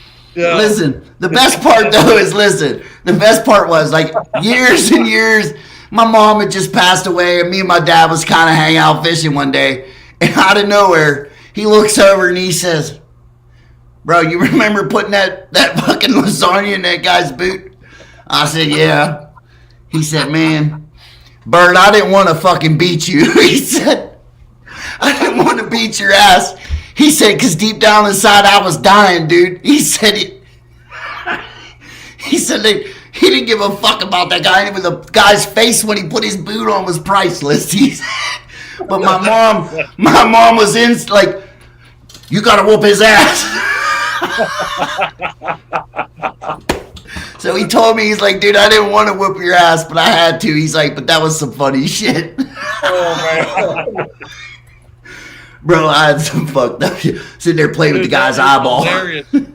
I love the fact that you're playing with the eyeball first. And then, and this is like some crazy old biker. You know what I mean? Like, from the pagans. he's probably I was like, dude, I got tattooed and some kid put fucking lasagna in my boot. I mean, dude, that's what you know? Like what are the odds? Because, dude, listen, I knew that would be the first place my mother would look would be the garbage.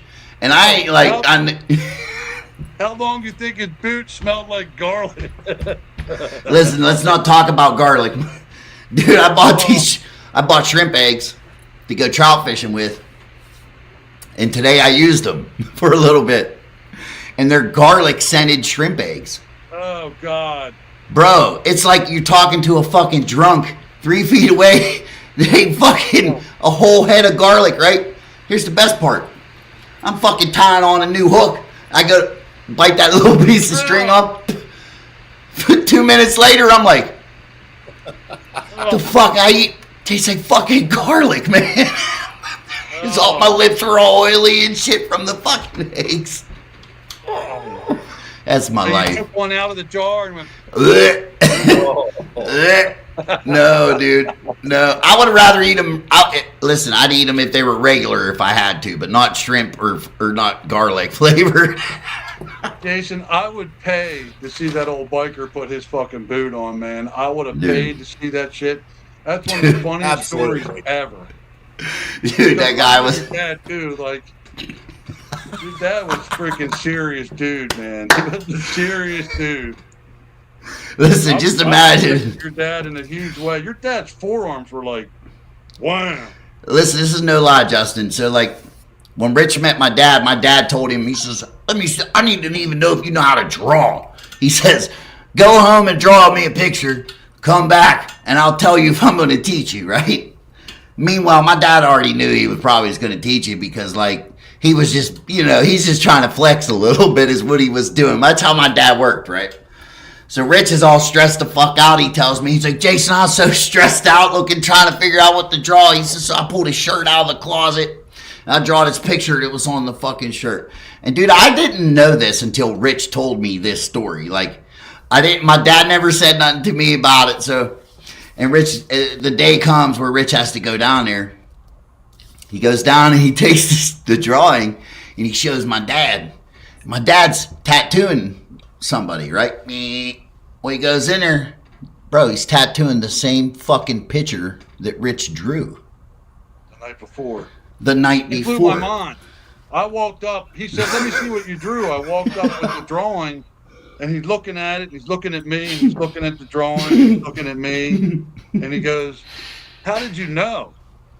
And I was like, what do you mean, how did I know? He goes, how did you know that I was doing this tattoo tonight? I'm like, what do you mean? He goes, this is the tattoo I'm doing right now. man. And I was like, I didn't know.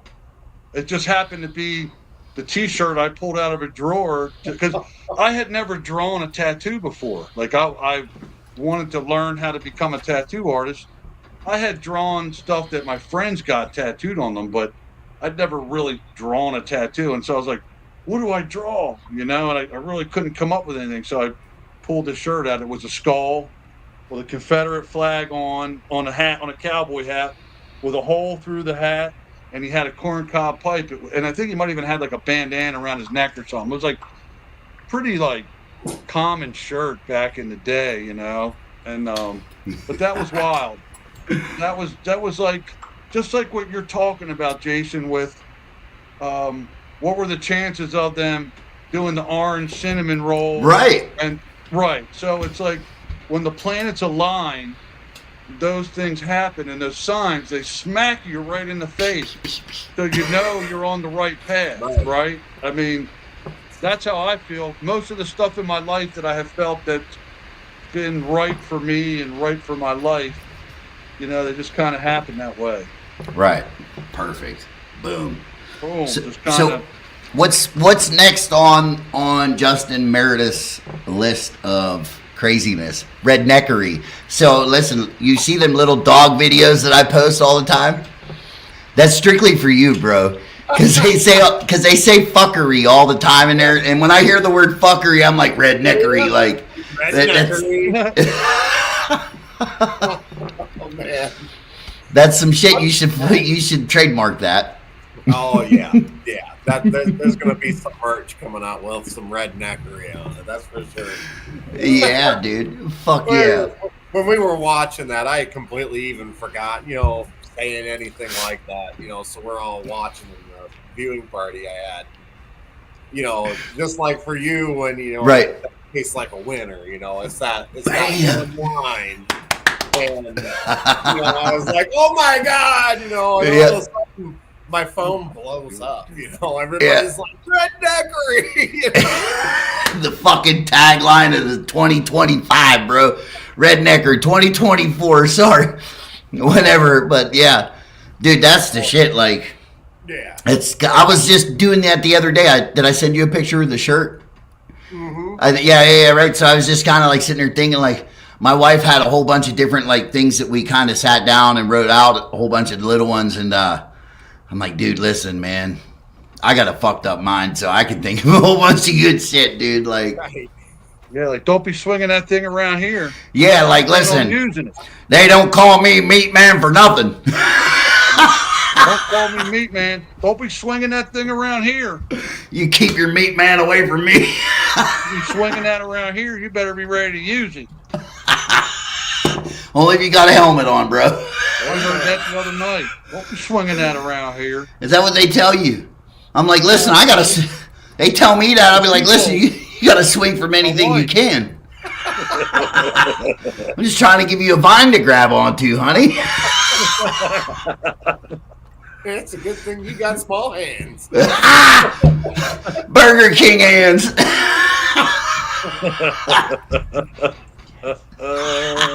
Fucking Justin, you're too funny, dude.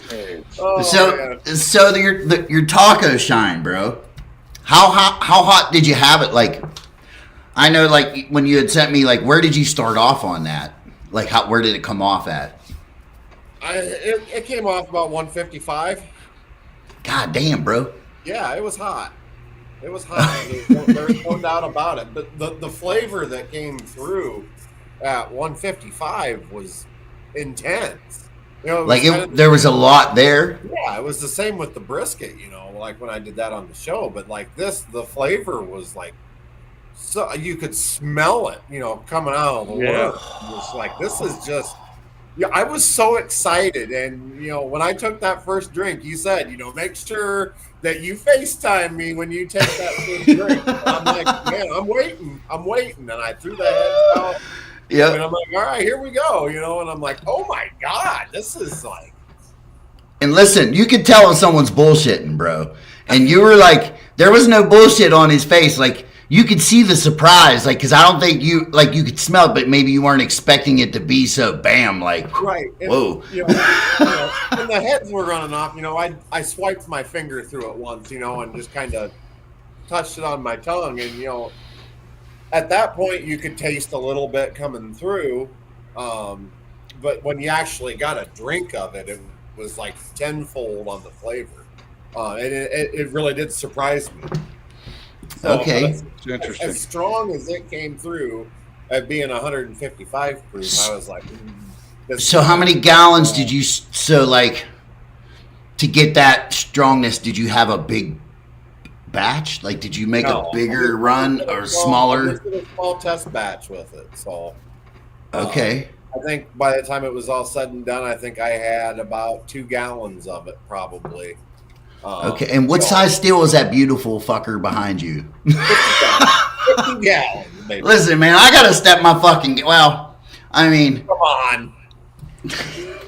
come on. I got 325 gallons, but like, I mean, when we're running illegal, we fired a 4 Hondo up. What am I talking about? Listen. You know what they told me, Justin? This is funny shit, and I'm not bragging, but it's funny because I'm that stupid about it, right? So here in my hometown, they had PTL, Pittsburgh Today Live. I watched it. You seen it, right? I watched it. So my people tell me that day, because the very next day was my party, and my boy Anthony comes up and he's like, bro, you know what the fuck you did? Dude, that's exactly how he sounds, right? I said, what? He said, motherfucker, you went on TV. I said, I know. He said, but you took untaxed liquor, motherfucker. You took illegal liquor on TV, and you gave it to the fucking weatherman. I'm like, bro, I didn't think about it like that. Like, I just, they were like, hey, bring us some well, I'm like, okay, here you go. You know, and they're all like, dude, you just took illegal liquor on TV. I'm like, fuck, dude. I had one of them ask me to do the same thing. You know, right. We got a kitchen set up in our studio. You know, you can come on, show us how it works, maybe bring in some samples. And I'm like, yes. Bro, they wanted me to make it. I'm like, I can't make moonshine for you.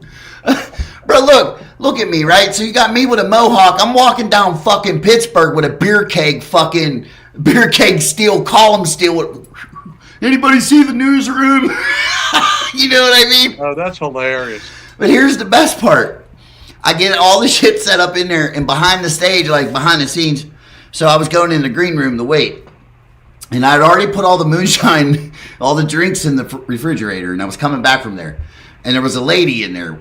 And first thing she says to me was, what are you here for? And she was an older lady and very proper. And I'm like, I'm here for moonshine.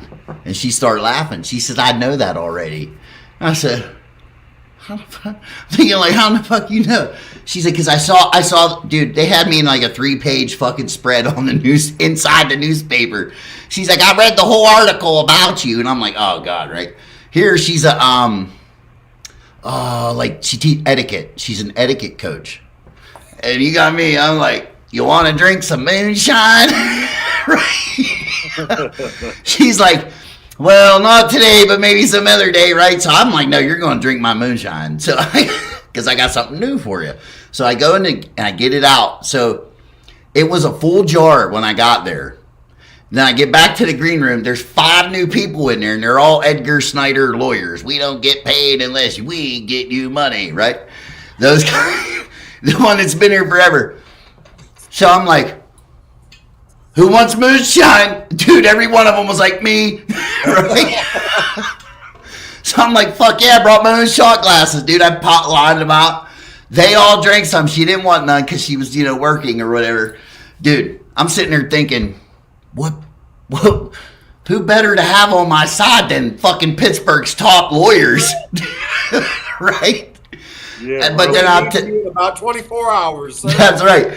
And the cool thing was, after talking to that lady, she hit me up on Facebook and she thanked me for having a conversation with her, because she's like, who would have thought somebody who knows so much about moonshine could teach somebody who never knew nothing about moonshine something. She's like, and now I'm going to watch this show forever, because she loved it. that's cool. I'm like, dude, that made my day right there, man. That made it all worth it, Yep, absolutely. Fuck yeah. So, like, are you... I want to know is how much of that jar was gone by the time you left. Listen, dude, the best part, the camera guy, right? He's like... So when they did their test shots, they didn't drink at all. They only did a little bit, right? And they left their shot glasses there. When it was all done, I looked at the camera guy. I said, "You just want me to dump these down the sink?" He's like, "No, leave them there." I'm like, "Why?" I turned around, dude. As soon as I said why, he was already drinking both of them. And he was like, "Wham, wham!" Like, oh my god! So it was the strawberries and cream that I made them, dude. And they were like, "Holy shit, is that good?" I'm like, "Hey, because this is what I told him on TV, bro. You got to make it for the women. If the women can't drink it, then we're not drinking." Now, does your wife drink what you make? Yeah, she sure does. She gets like pretty good sometimes. She likes all. She's my taste tester. She's the first person that gets to. If I come up with something new, it's like, honey, hey, you got to try this. Do you burn her palate out at all? Yeah, if it burns her nose, she ain't having it. Also, she's smelling it and she's like, whew. Yeah. Okay, so that's a good question. So, do you, when you make your shine, do you degas? Do you do some of that stuff? You do? Yeah. Okay. Yeah. See, I let it sit for 24 hours and get all the gases off of it. See, I didn't know that was a thing for a while. Like for my first 5 years, I was dumping 120 down the drain, dude. That's the honest to God's truth. I had 2 friends, they come in there like, what the fuck are you doing? I'm like, it's not strong enough. I need like 150 or higher. I'm throwing 120 out. Gone, They're like, you can put that in cherries or something. I'm like, now that I've been doing it for so fucking long, I know it's not all about hitting 180. Right. I don't need to hit 180. It's like a pissing contest, bro. It's funny when you first start out. That's what you're chasing. You don't know anybody. How much you bench? Yeah, exactly. How much you bench? Yeah, you don't know any better, So it's like, I made like 185 today. It's the best, strongest stuff. Here, drink this, and everybody's like, ah! And that's why people don't like moonshine, right? Then you start learning. Right. Let's dial that back a little bit. Yeah. The flavor comes through better when it's 100 proof. Wow, it's amazing. Yeah, amazing. So, and that was like, so on the show, dude, like when Katie and Nate were running, dude, their shit's like, dude, it was like pouring out. Like I'm talking solid streams, right? Fast. I'm like, yes. What the fuck are they doing? Why are they doing that? Like, I even asked them, I'm like, do you guys always run this fast? Because at home, I don't run that fast. You're like, dude, he got 21 jars in the time that I got like fucking 8. They come over, they were like, Nate, you only need 1.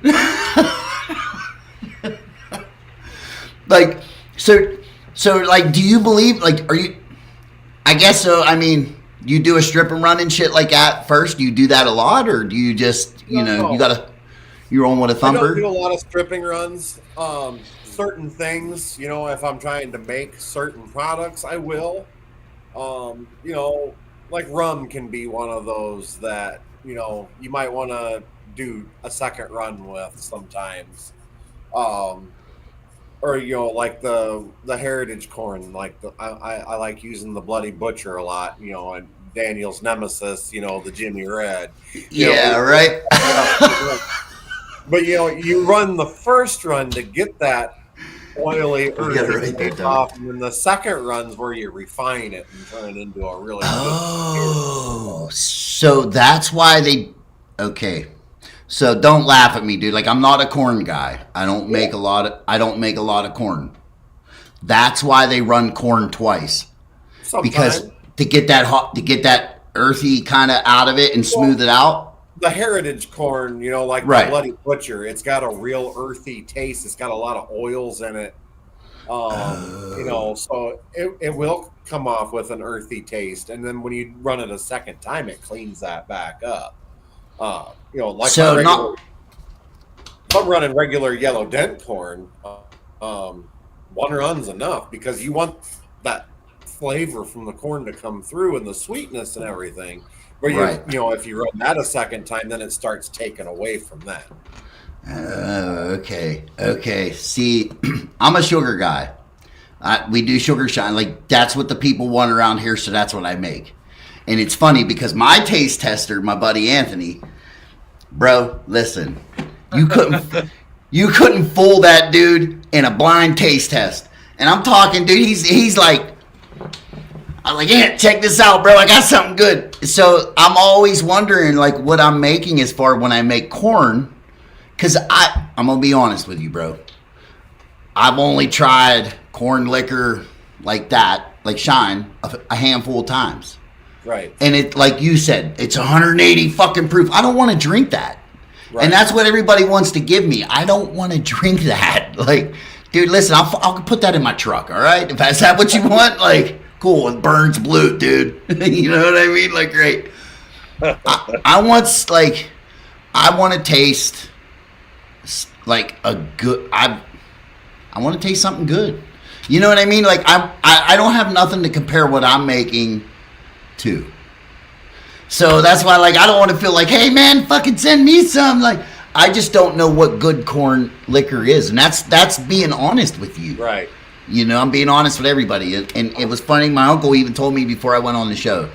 He's like, bro, you can't go on the show and not make corn liquor.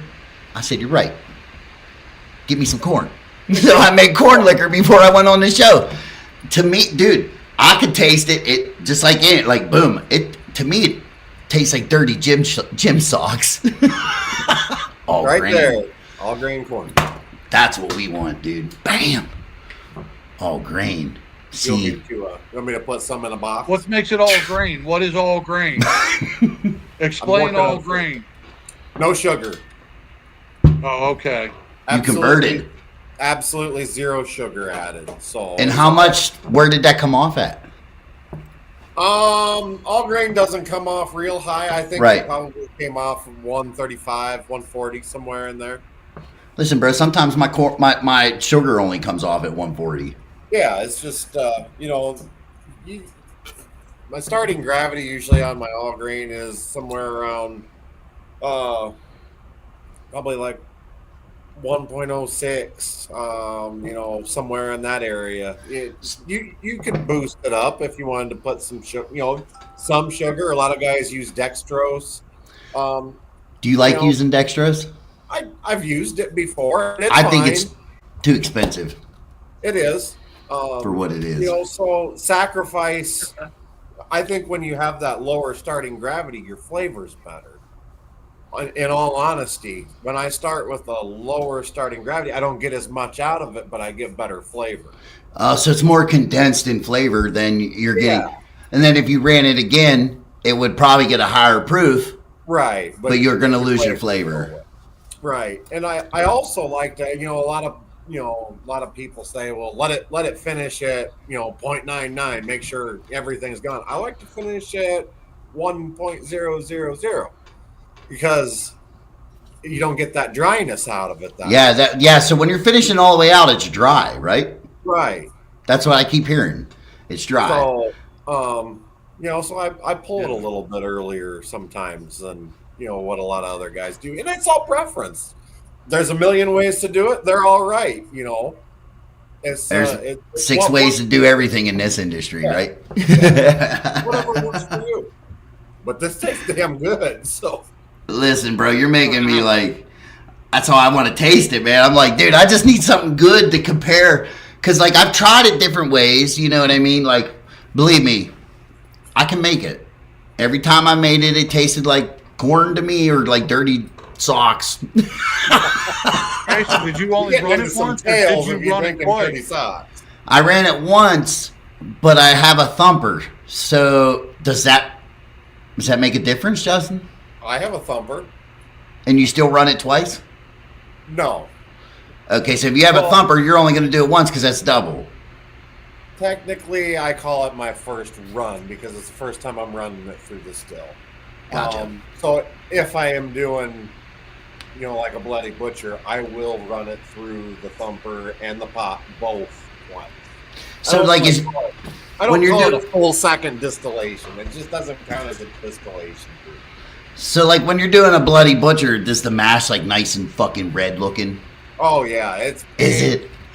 It's got real dark pockets of like this purple oil on the top.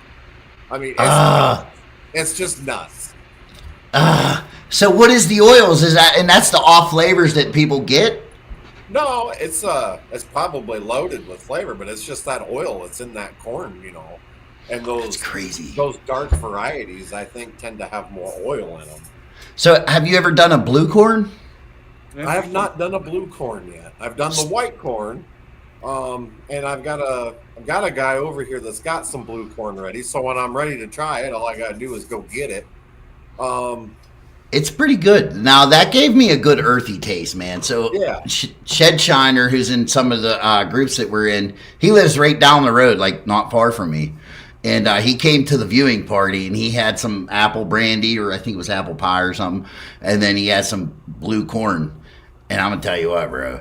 That when I tasted the blue corn, I was like, that's some corn liquor right there. In my mind. You could taste it, huh? Oh, absolutely, dude. Like, it was like eating corn. You know what I mean? It had like that, that just like, man, corn, yeah. Yeah.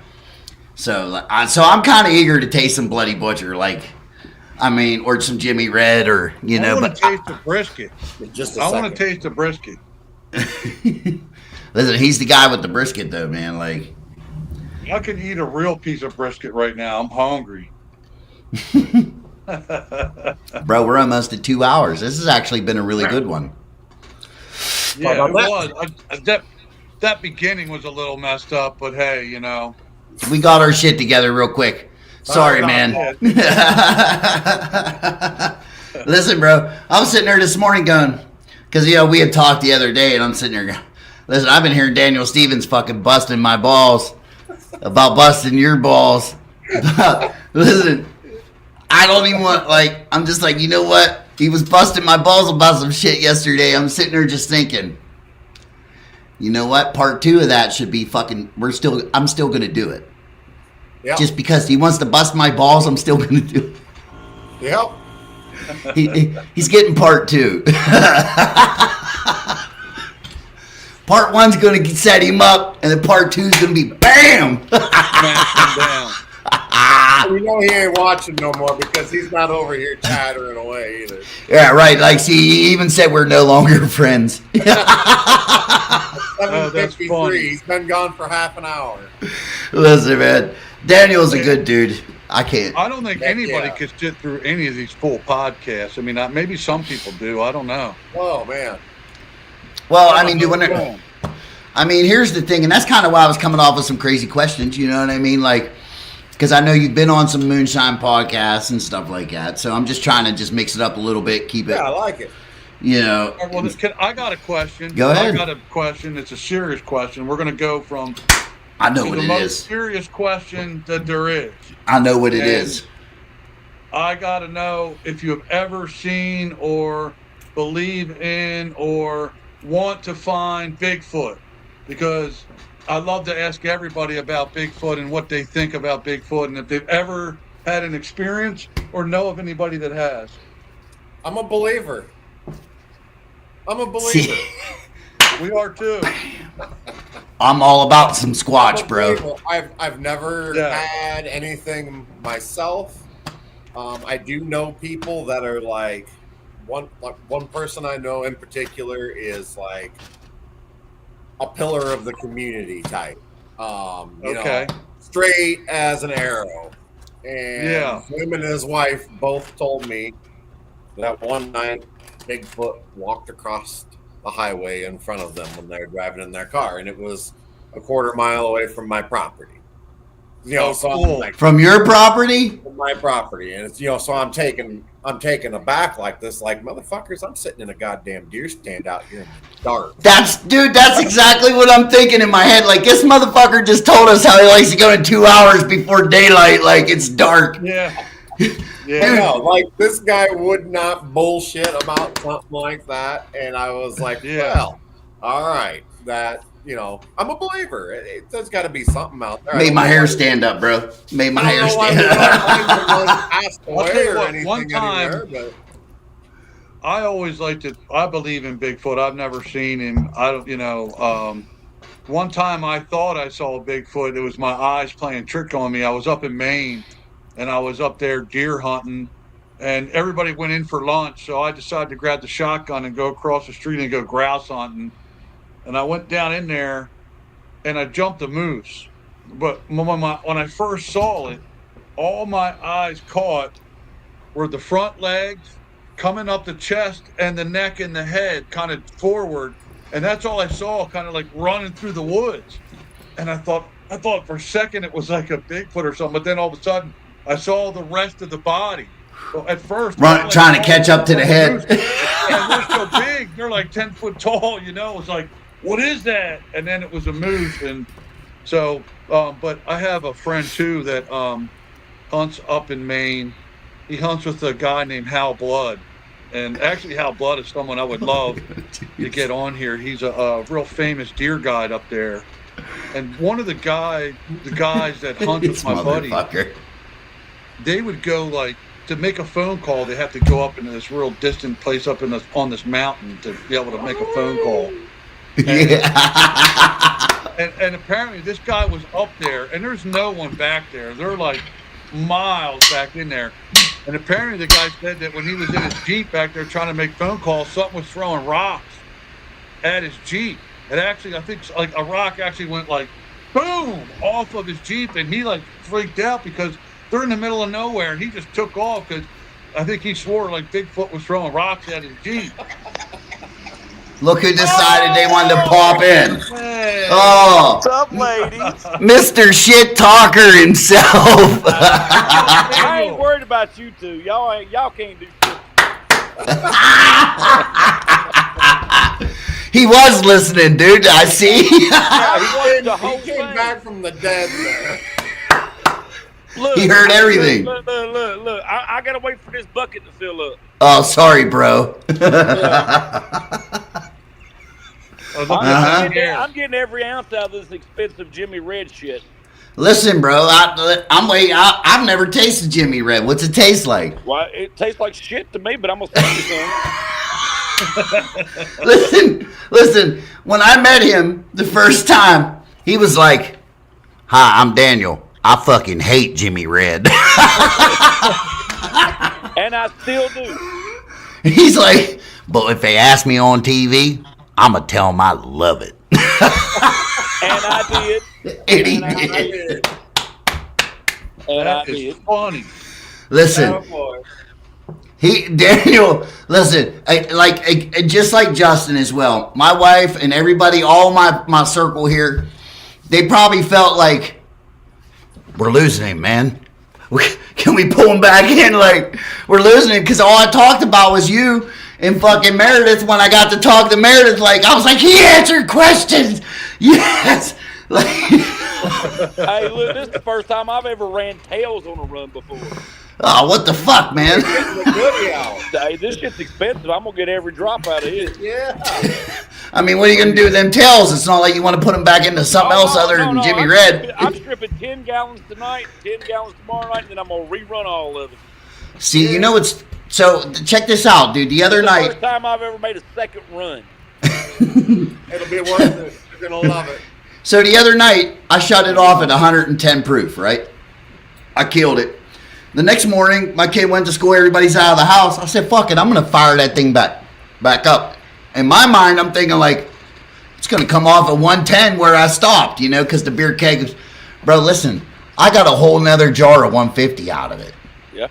I was blown the fuck away. It reconcentrated when you let it sit. Dude, I probably, like, if I was using flame, I probably wouldn't have done that. I probably would have just thrown it the fuck out and been done. But this fucking electric, dude, it is like... Dude, Daniel said it the best. He's like, it's almost fucking boring. I'm like, you're right. You can almost burn my garage down to nothing. Dude, it's like, well, I mean... you hear how quiet it is in here. Exactly, dude. It's quiet as shit. Well, let me ask you guys, though, is it safer? Yes. It's safer, isn't it? Yes. There's no Well, open it makes all flame. the sense in the world if it makes it safer. There's But no still. open flame. I mean, as long as you got it proofed down correctly, there's no open flame. Yeah. So it's not going to blow up. What do you mean proof down correctly? So, like, adding water to... If you rerun it, you got to go below 80, I think, right, 80. Justin? Yeah. Wait. 80. What do you mean? I go down to 50 when I rerun it. If you don't dilute say you dump 150 in your pot and you don't dilute it, it's got a flash point temperature. Yes. So it can blow up. Okay. I don't Makes sense. No, it makes sense because, I mean, dude, I always put a gallon of water in it. You know what I mean? It's probably going to drop, and I know it's going to drop it down. Well, actually, I mean, to be honest, I'm going to put water back in this when I rerun all of it because I don't want it to gain much proof. Right. You know, I want to clean up the flavor, but not gain much proof. And that water will help filter it out and clean it up. Listen. You know more than you say you know, Daniel. You motherfucker. Fucking jerk. I've done this 1 or 2 times before. I thought Listen. they were on TV. Now, Ethan. What's that? Everybody can't give up all their secrets now, you know? Well, listen, it ain't secrets. We're fucking brothers. There's the difference. There ain't no fucking keeping that. I made liquor twice in my life. You lying motherfucker. Listen, I'm still to this day, I asked him one time, I said, hey man, listen, I'm not a corn guy. How do you do your, he's like, I steep it. I steep my grains. I said, oh, okay. So that's all I did was I steeped my grains. And when I was done, my rye whiskey tasted like sweet tea. Okay. Like corn, like feed. You know what I mean? Yeah. Yes. Why?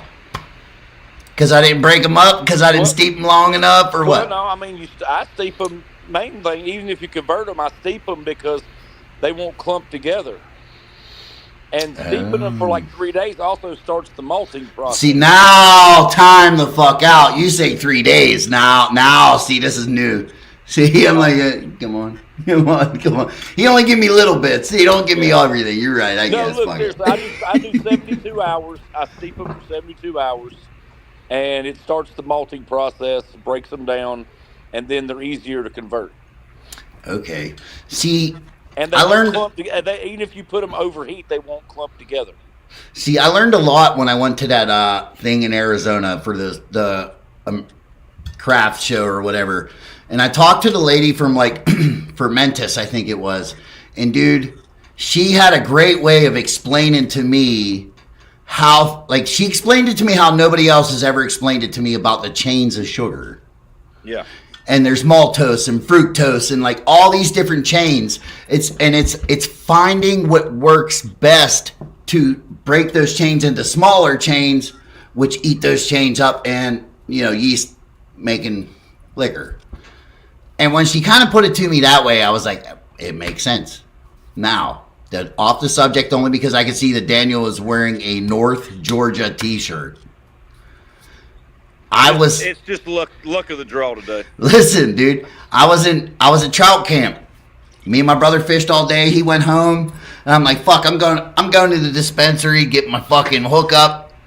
On my way home from the dispensary, right down the street was a Permanis, which is a Pittsburgh restaurant. I stopped there because I am from Pittsburgh.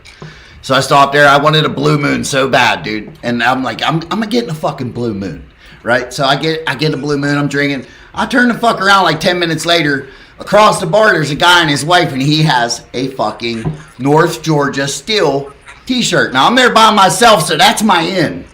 That's my fucking... Boom, I'm coming over to talk now. I see you have that, right? He looks at me. I said, hey, man, I'm Jason. I just come over to tell you I like your shirt and that I'm a distiller myself. And he says, I knew you looked fucking familiar. I saw you on TV. I start laughing, right? I said, you did? I said, where are you from? He's from the same fucking area I'm from. Like, and I'm all the way out in the, mountain bumfuck Egypt fishing. And he's like, when you come over, I knew who you was, but I didn't know how I knew you, he was saying. I'm like, it was the North Georgia t-shirt that brought me in, bro. Finding that comment, And he had went on my page, liked everything, whatever, and sent me a message, but, I don't really respond to anybody but you two, so.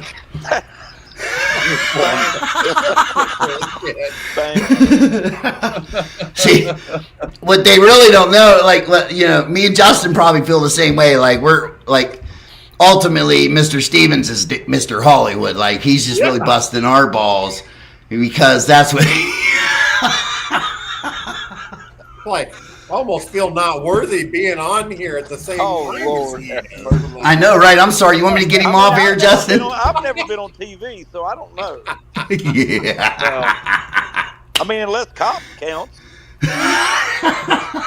Locked up, you mean? Hey, I spent two one-nighters, okay? 2 one-nighters. I think the drunk tank a lot. Listen, you want to hear something funny? You know how you go through the whole process of getting on the show? Yeah. One of the best things I heard was Harley said to me, she says, Jason, I just want to thank you for not being a criminal. Oh, wow. I heard that one, too. I'm sitting there thinking, thank God you only went back 10 years. I'm going to say, it's only because the charges didn't But you know stick. That's him? the only reason. Right? Like, hey, thanks for only going back 10. You didn't need to go any further. Yeah, if they'd have went back to like 18 years old, it'd have been a problem. Yeah. See you, bye. Next. Listen, now you two, here's the question. Do you get asked a lot, how do you get on the show? Yes. Yeah. What is your reply? Apply. He said fucking apply, buddy. You gotta apply. Listen, I didn't say if you were asking for a date, look, Daniel. To be honest, I guess I knew Jerry, and I was up at his shop one day, and his producer was there. And I gave him about 4 or 5 jars of stuff, and he loved it, so he wanted me to be on there. Oh, so you were like, you got him all fucked up first. Good thing That's I a bought good that liquor plan. off somebody else before I went up there. That's a smart plan. No wonder you hate Jimmy Red. Look, when they first called me, they offered me another show, and I was like, yes. And then they said that one, and I was like, are you fucking kidding me? It's fucked up how they know what you don't want to make or what you are good at. I told them, I said, I hate that. Do I have to do it? And they said, it's your only way on. I said, okay. I love it. That's what I told somebody when I was like, y'all got to do something y'all love. I got to do something I fucking hated. Listen, loved, I got to do something I'd never even made before. Yeah, but you've made sipping cream before. No. No. Listen, I'm going to say it like this, bro. When I was prepping for that. Listen, I'm going to say it like this. And I don't care who's listening, but I'm going to tell you this. I want on somebody's page how to make sipping cream, and I will never in my fucking life make it that way again. because it's still sitting in my fucking refrigerator, and I love butterscotch. Yeah. Okay? But I don't love butterscotch Jello pudding fucking mix in sipping cream. That is not sipping cream. I'm sorry. No. I made that going, what in the fuck was I thinking, dude? Like, that was disgusting. Yeah. I'll never do No, that. unless you try. Yeah, I won't try that again. And I won't try his recipe for donut moonshine again either. It was horrible. I won't use cereal ever again either. I've never done that, so I can't say I have. No. I tried, I think it was Lucky Charms. No. Ooh. No. So what's it? I mean, Justin, come on now. You made fucking brisket. You wouldn't make Lucky Charms there, meat man. Okay, I love Lucky Charms. Now, I'm a fat guy. Don't get me wrong. I save them all for last. After it sits in that milk just a little too long, it gets that rotten Lucky Charm taste. Rotten. Hey, you ain't so fucking lucky anymore, are you? Hey, I tried wedding cake moonshine one time. Now, that can't be all bad. Well, it wasn't bad except the fact that it stuck to my heating element and burned. Oh, you tried making it. I went in the house while I was warming up, and I was like, I'm just going to eat dinner while it's warming up. I went out, and there was smoke everywhere. I thought the building was on fire. And I had burnt wedding cake in my nose for like a month. I couldn't get it out. Yeah. So I ended up actually going and getting the icy syrup. Yeah. And actually just infusing the icy syrup into sugar shine. Hey, nothing wrong with that, man. Look, hey, if you infuse it correctly, your nose will trick your mouth into tasting it. Yep. I mean, like I said, certain things shouldn't be drank, but I mean, if it tastes good, like, you know, like, I don't know, like, I'm not a meat dude, so, like, brisket, just when I heard you made brisket, I was like, how in the fuck does that taste? When I heard it the first time. Yeah, I was, like, blown away.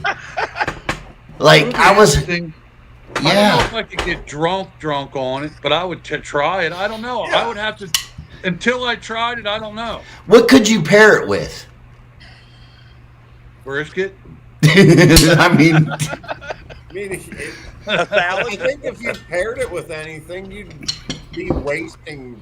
no. I mean, like, what good? Like, you know what I mean? Like, there's a certain meal shots can to you go eat good with? with. What meal can you eat it with? Shut up, Daniel. Take some of that brisket shine and put it on some mashed potatoes. Yeah, I mean, like, yeah, fucking. What's next? Gravy? Look, I've never went this low on a hydrometer. I didn't know. look, you motherfucker! Don't you dare! I've got an Hey. idea. I'll get some chicken bouillon gravy. Fucking shine set in the fucking. No, chicken. No, I'm talking. Now, I've already been thinking about this. See? People have tried it already, so that's why I haven't. But mine will be better. So.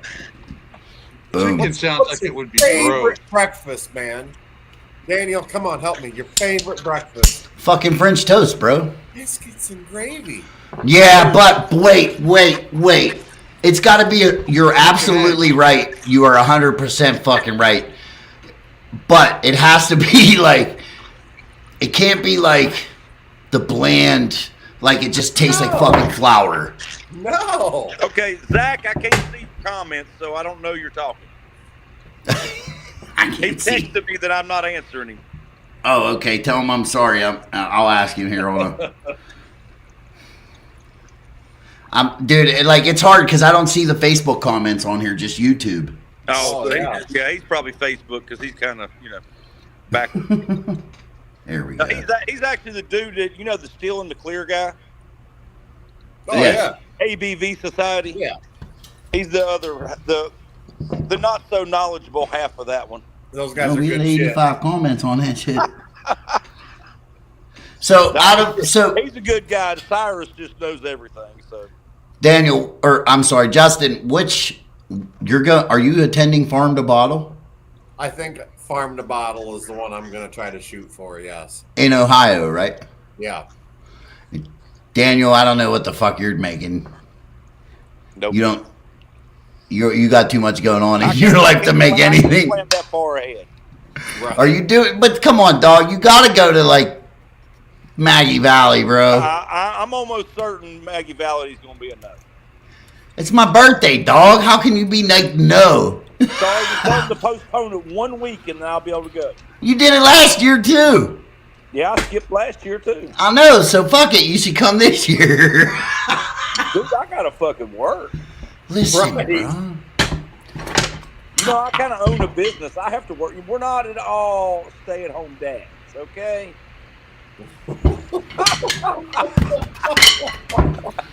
Like that's all. Like that's all I do. Sorry, I don't have a woman keeping me up. But I guess it's a sorry woman that can't keep up one man. Listen.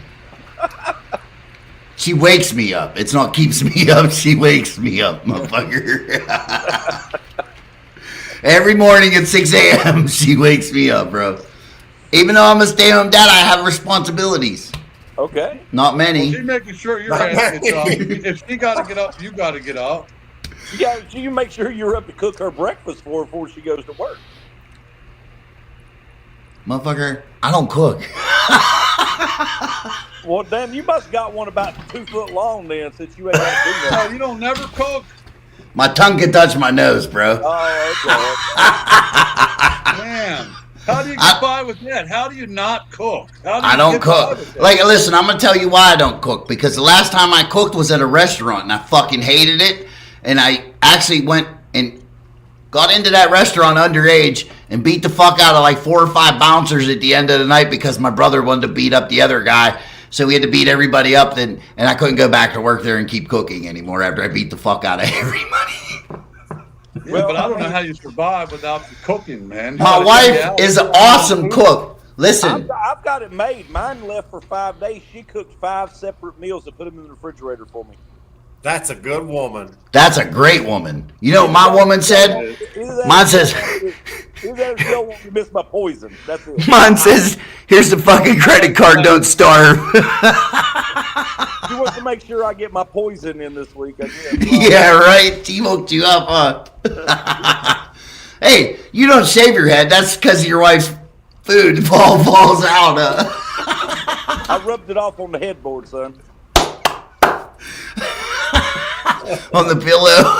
And you wonder why this is great, right? Listen, that's because she's behind you giving it to you. That pH balance is off a little. So that's why this is great. pH balance. Jesus Christ. Listen, we need to all get out to Justin's house and do some hunting and drinking moonshine. Or you guys could come to my house and we can make moonshine and hunt. Like, I don't know if I'm allowed in Pennsylvania now. listen, motherfucker, you got a direct pass. All of you do. I'm going to Hey, St. I think Louis half in the shit June. you all are doing you ain't allowed to do, so what are you talking about? Right. Listen, that's what I'm saying. Why don't we, all 3 of us, 4 of us, Rich, if you're always in welcome. So if I say 3 of us, don't get it twisted. You're always No, included. it's all good, dude. I'm tied down to an old lady in diapers. No, anyway, so, I'm just I know. speaking. I'm just speaking moonshine wise. Maybe we could have Rich be the steel hand, and we could just tell him what to do. Well, I mean, we've already got a big one to run at your place, so, you know. Yeah, but listen, I'm dead fucking serious. Like what I talked to both of you about. Like I really think that's the. I wanted. Like I couldn't get it out of my head yesterday. That's all I thought of 24/7 all day yesterday. I could be having a conversation, and that was going through my head. Hey, as things progress, I'll be at any and everything I can do. But I guarantee you that I'll be pushing to get on every damn hunt that we do. And listen, You know, I don't know that I'll be at every moonshining event, but I'm going to try, like, you know, because I care for my mom. So I'm kind of tied down. She's 84 and crippled. So I'm like... and if you guys want some badass fucking tattoo work, I'm telling you now, both of you. I know Mr. fucking Stevens already got his moonshine still, but where's yours at, Justin? Where's your moonshine I tattoo? don't have my still yet. I've got a whole thing that I want done. So Listen, my man right here, I said, Rich, my man right there, I said, Rich, listen, this is what I want. I've never come to Rich with a picture and said, I want this. I've come to Rich with an idea and Yeah, said, that's dude, what it this is is. what I want. Dude, it blew my mind. The first time I come back, I said, you ready? He looked at me and he laughed. He says, I didn't draw nothing, motherfucker. He said, I'm going to draw it on you right now. And I was like, what? And he fucking... I don't want to see it Yeah. first. No, bro, listen. That guy right there, freehand. He's done all my tattoos freehand. He's never stenciled me. He's drawn it with a marker out of his head. So this emblem that you see behind me is kind of out of his mind because I took a picture of my tattoo and put it through Chat GPT and said, can you make a logo like this? And that's what it gave me. Nice. So I know nobody has that because that is a replica, of my tattoo. So like Rich, you like what's funny? Like when I watch it on TV, like because you can see the ink, you can see I'm sitting there laughing. The only thing I think of is like, man, I wonder if Rich is like if he sees like, yeah, that's my tattoo. Like I did that shit, bro. Dude, I feel lucky. I feel lucky to first off to have known your dad and to learn how to tattoo from him. And then I feel lucky years and years later to have this relationship with you and then be part of what's going on with Heavy Metal Moonshine. I just feel lucky, I mean, I felt like, dude, listen, that's the least I could do when you teach me how to hunt. Like, he's giving me the skills. Like, dude, listen. He says, man, you ever hear this stuff? What's it called, Rich? The spray? Deer dander. By Fitzgerald. Yeah, deer dander. Dude, listen. Bro, fucking ninja in a bottle. Justin, buy this shit, dude. It's not a scent. You ever hear Dan Fitzgerald before? Dan Fitzgerald and his son are professional hunters. But they put out this product, Deer Dander. I mean, it smells like a deer in the bottle. Bro, and what they compare it to is like when the deer wake up in the morning and they come out of their herds, they're wet. Yeah. That's what it is. I tell Rich, I says, man, Rich, I feel like I can smell them. He said, he started laughing. He's like, yeah, really? I said, dude, I'm so in tune. I feel like I can fucking smell them coming. Here I wasn't paying attention, bro. I'm spraying that shit. It's fucking blown back in my face. It's all in my beard. I'm like, I go home, I kiss the old lady. She's like, you smell like fucking deer piss. What's wrong with you? Oh. I got to get out and dressed out on the porch and shit, dude. Last year was one of those years. Jason said he had a wonderful year. He didn't kill a deer, but every experience he had, he would come out of the woods and tell me about. And I would kind of have a response and say, you might want to do this or you might want to try this. Like I recall one time I told him, I said, listen, it's full moon. You want to hunt, you want to stay in your stand past lunchtime because the deer are going to move in the middle of the day when it's a full moon.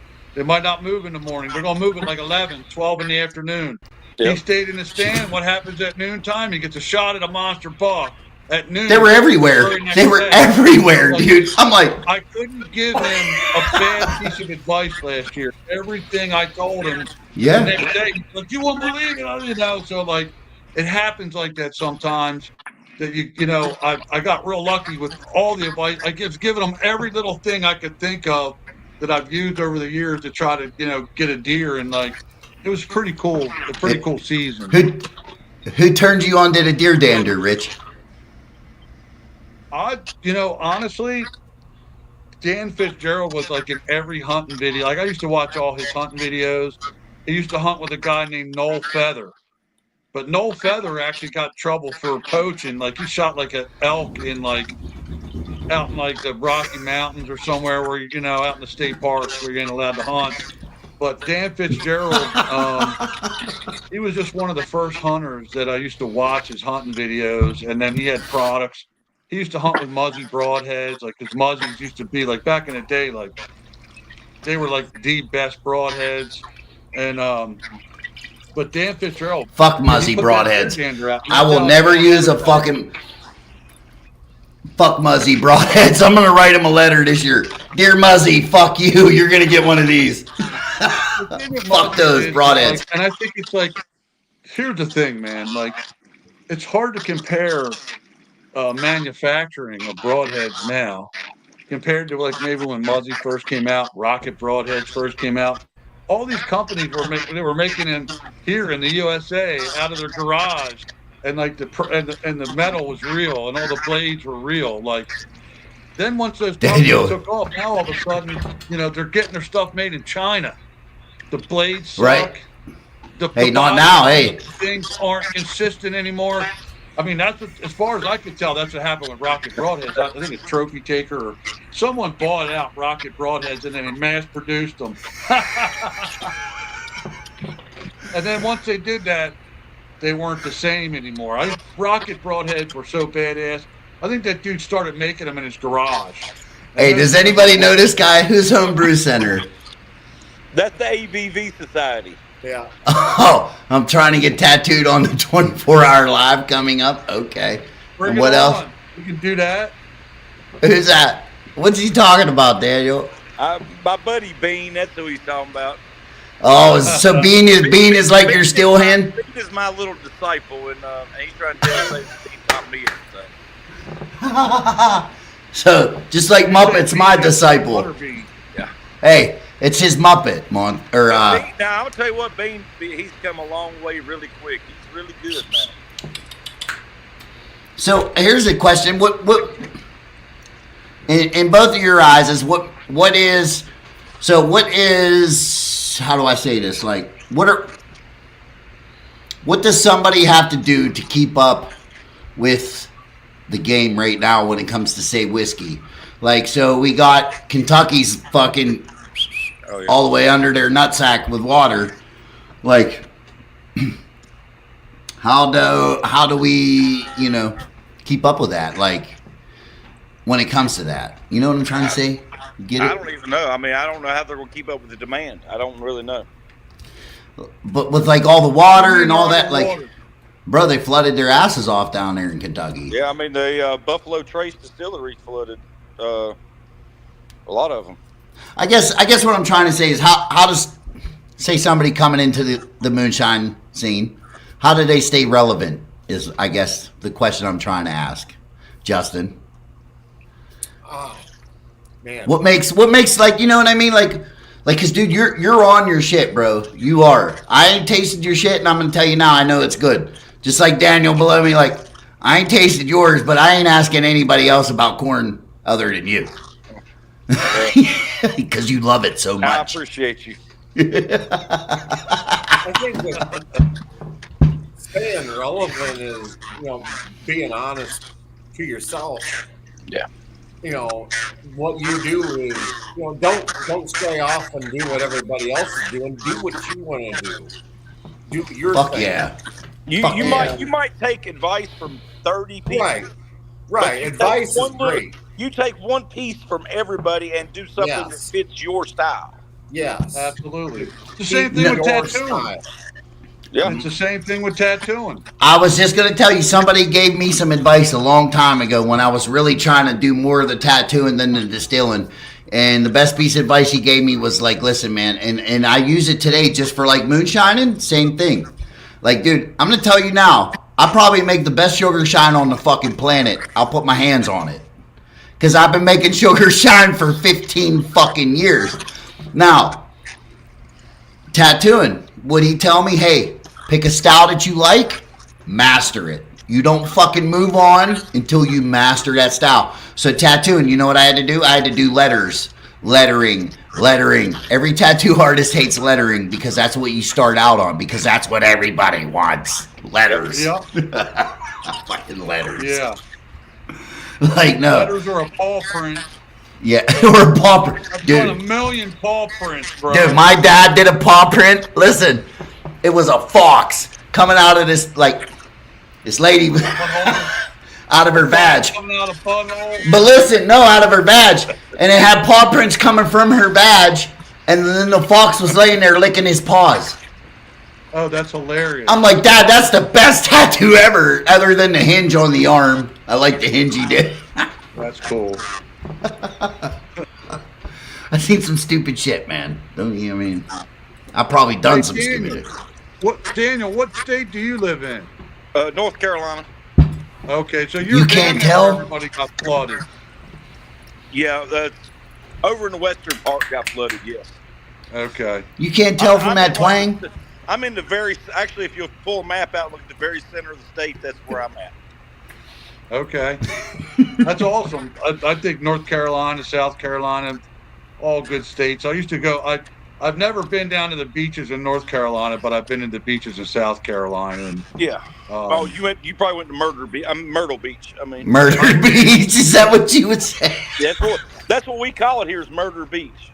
I believe it. Hey, I'll tell you what though, man. Back then when we went, it was really good surf fishing, man. I was killing the surf fishing out there. I've never I surf mean, fished. we went there for graduation, like senior week, all that stuff. It was okay, but now it's just gotten the gangs and stuff taking it over. Maybe that's why he's so sunburned. You know what? Ocean City, Maryland's pretty bad now too. Like, listen, all those places were more family oriented, I think, back in the day, and now some of them are pretty bad. Like, you hear about kids down there getting caught with guns all the time. Like, and you're thinking in Ocean City, Maryland, like, well, bro, it ain't far from fucking Baltimore. Like, that's the worst place on the fucking face of this earth, dude. You know what? Listen, One of the armpit, the armpit of America. Baltimore. Sinking Springs. Baltimore. Springs, dude. Baltimore. It's the fucking. Baltimore is the porta potty of fucking America, dude. I thought that was New Jersey. No. Listen, even New Jersey's a fucking walk in the park compared to Baltimore. Listen, I had to go meet Rich one time, right? I was supposed to meet him in Breezewood, Pennsylvania. Well, to get off that exit, it doesn't say Breezewood. It says Baltimore, right? My co-pilot says, Baltimore exit. I looked right at him. I said, fuck Baltimore. I ain't going to Baltimore. Bro, I drove 63 miles past the fucking exit. I could have went to Rich's house. Instead, I was like, fuck, I got to... my house. Well, I'm waiting back 60 miles back at the rest stop. With my nephews with me. That was hilarious. I was like... I came to my house. I could have met you in Harrisburg. I know, dude. And I'm all the way out in Bedford. Listen, I really got to pee, and I don't want nobody to leave yet. Give me like 2 minutes. Rich, handle this. I'll be right back. Yeah, got almost it. bedtime. Daniel, do you do hunting down there too? I guess Daniel took off. I guess. No, Or we lose him? I'm here. I'm just. Oh, he's here. Do you do hunting down there where you're from? Yeah, we do, but our deer ain't near the quality y'all got. Yeah. We don't get And we don't get the down big there- rack. We don't have enough food for them. We don't get the big racks or nothing like that. We don't get we don't get big body deer anyway. And they hunt them with dogs down there too, don't they? You can. I've killed one that weighed like 190. That's the biggest That's a deer good I've ever deer. killed in my life. That's a big deer. Yeah. I mean, my Yeah. dad killed some in West Virginia that was a lot bigger than that. Yeah. I mean, I we killed kill a some 12 up pointer. here I've every- killed a 12 pointer. It's the biggest rack I've ever got. It was about Okay. 148-inch deer though, so it wasn't really. It didn't score good. 148 inches. That's big, Daniel. Shit. 148. That's a big ass deer, man. I mean, it's hard to get a deer that size in Pennsylvania. I mean, Well, it's there hard. are I mean, some. really around here it's rare because everybody shoots everything, Yeah. and there's Well, so many I leases think around really- me that they just slaughter everything that walks. I don't think you could put any more pressure on a deer than hunting All with right. dogs. I Sorry, think, boys. you Was know, it like? 'cause- Was it quiet for the what? I mean, here the good thing is the dog hunting is more on the East Coast, Okay, so it's a little Gotcha. ways away from me. that's cool.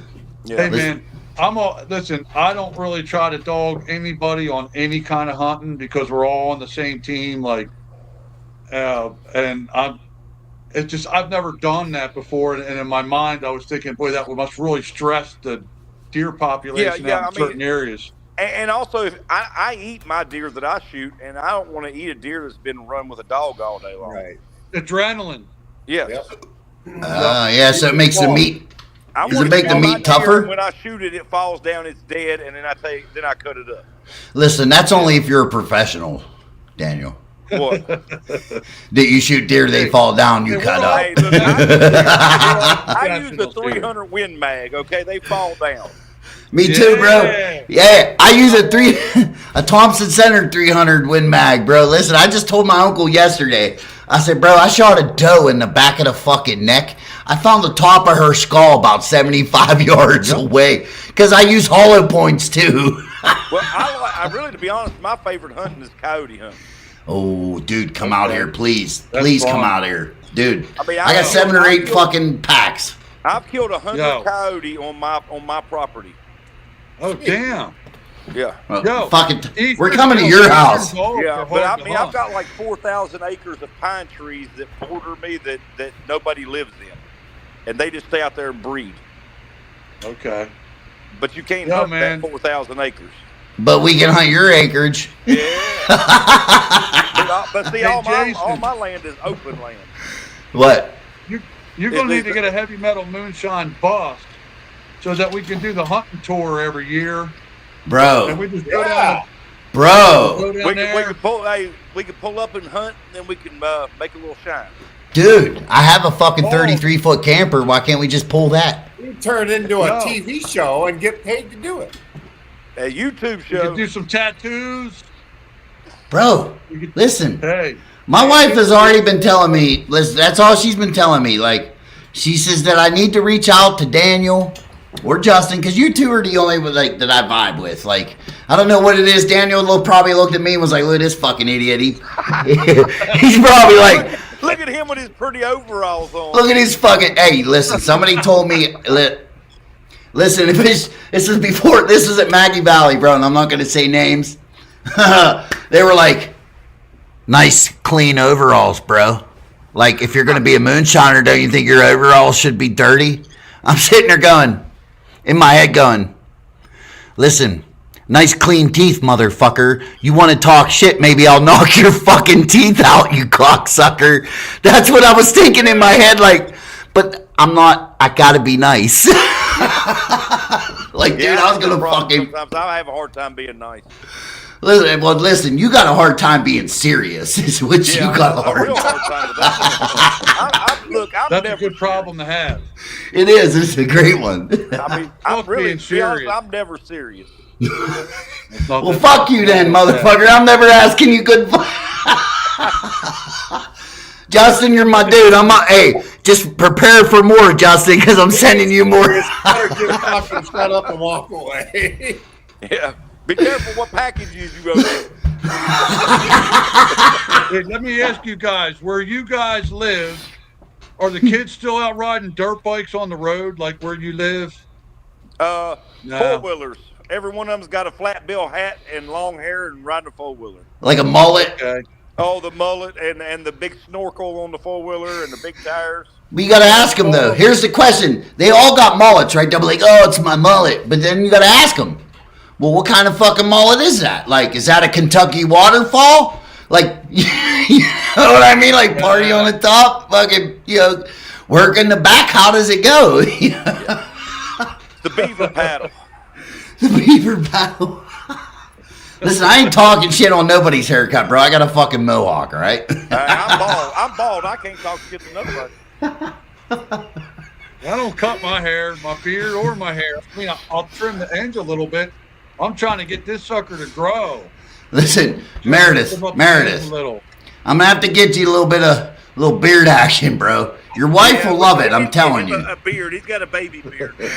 Your wife will love you for it and keep her warm in the wintertime. One going on earlier this year, and I got my clippers out to do a trim, and it grabbed the hold and went straight to freaking skin. Listen, mine was nice and long, right? When I come back from the show, my wife was like, she said, I'm going to cut it. I'm like, don't you dare. She was like, I'm going to. I said, go ahead. Like, being funny, like, go ahead. Bro, she come outside with the fucking clippers. I'm like, no, you ain't. She went, bet. I went, oh my God, you cut my fucking shit, dude. She was like, bet. Damn. Bro, I had to cut it off, which I was okay, because I felt like I was like getting rid of a certain part of my life that I didn't need anymore. Yeah. You know what I mean? Like, dude, I didn't grow a beard until I joined a biker club. Right? So I felt like that beard was club related. Fuck that. I'm done with that life. I don't need that. Now we're going on my side of the outlaw shit. Like, I like making moonshine. I like being outlaw moonshiner. No, listen, listen. Your dad told you not to do that anyway.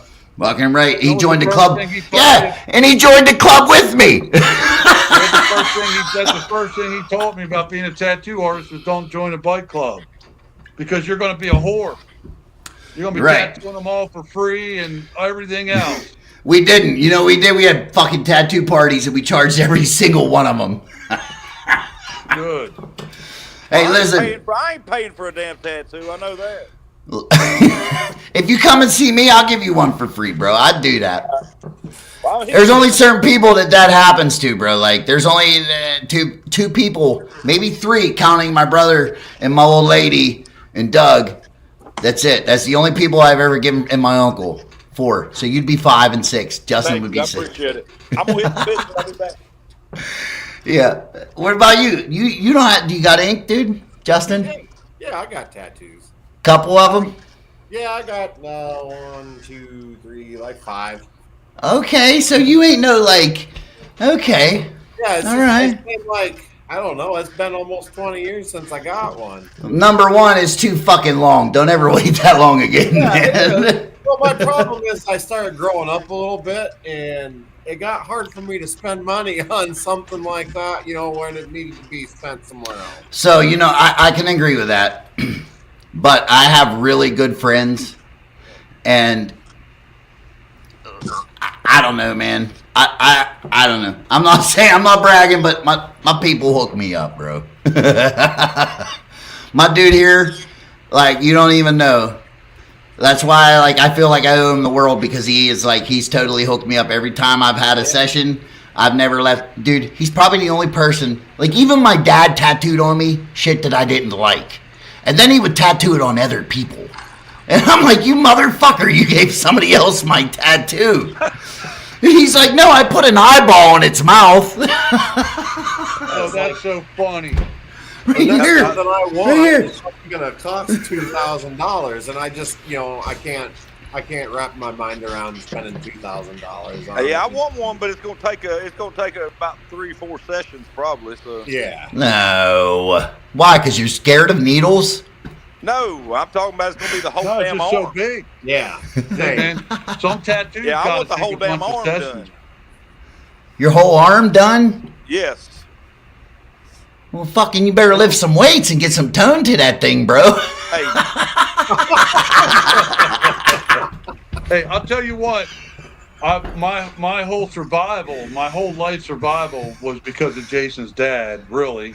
And then as I've gotten older, you know, there's been some struggles, and Jason a few times has come through for me, whether bringing clients out here and some other things have gone on that he's helped me to survive. And then here we are working on this project, which I feel, like I said, very lucky to be part of.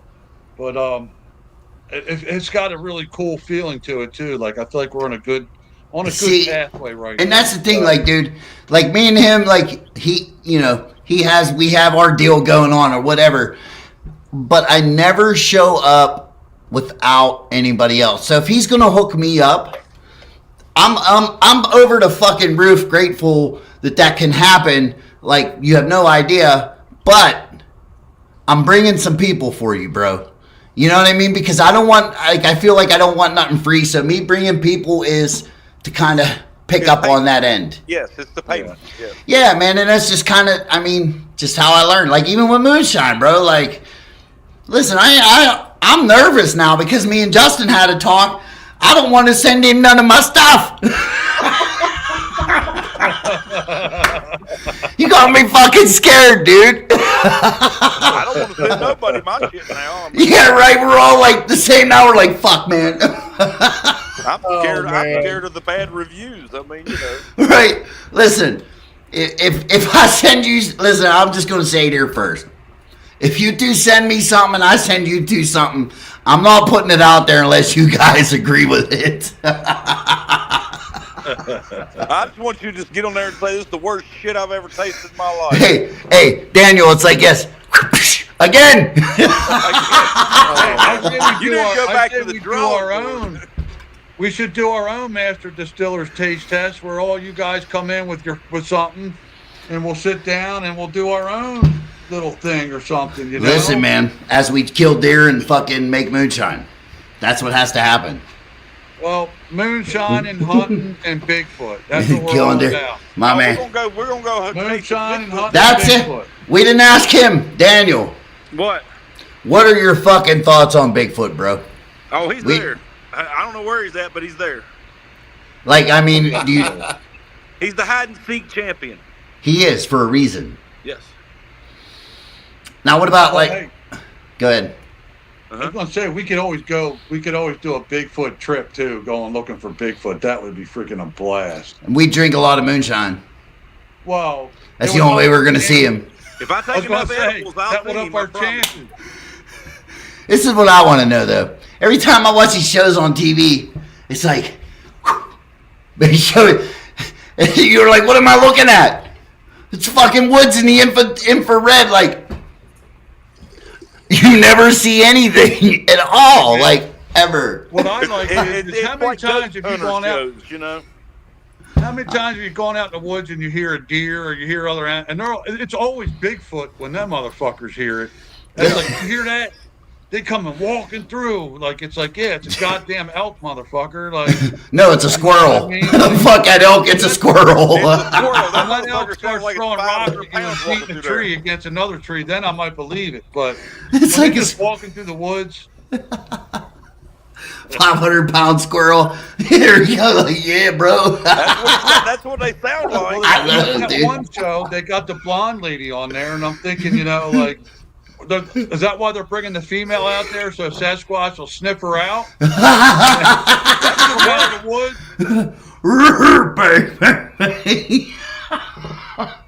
Listen, you guys got to watch this show. I've told Rich about 100 times. It's called Sex Squatch.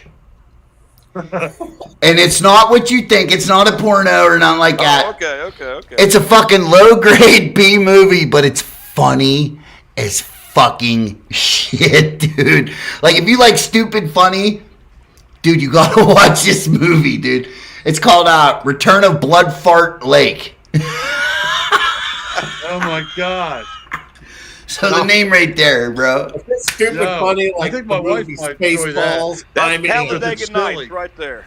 Dude, time out. I have, this is no lie, dude, Spaceballs is my favorite fucking movie on the planet, right? So one day I'm sitting at home going, I'm looking over there, I got like 10 cans of spray foam. Like for gaps. I'm like, I took a face mask off of a football helmet and I'm like, shh. Dude, I start spraying and spray. Bro, I made big helmet. And listen, it's so fucking big, Justin, that I had to cut it out on the inside to fit over my shoulders. So when I turn my head, I have to turn everything. It's that fucking big. Like, dude, all I got to do is finish cutting like a little bit off the sides and paint it black. Bro, it's fucking, it's the Oh, shit, that's dude. awesome. Yeah, I did it with spray foam, dude. Like, I'm an artist. I love making anything. Like, I'm a creator, bro. Wasn't that Well, dark fellas, I helmet? hate to get off. Big I gotta- helmet. I got to call the old Big lady. helmet. All right, hey, listen. Well, then listen. It's a good time. It's been 3 hours.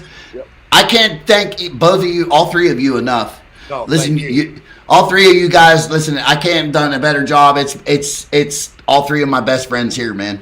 Even though I don't see you guys and like we don't, you know, you guys are what's up, bro. And I don't want to be with any like you guys are where it's at. We appreciate Well, you, we're sir. definitely going to do this again one night. We'll do this podcast. Yeah, listen. This is. I feel like this has been the best one. We didn't get kicked off.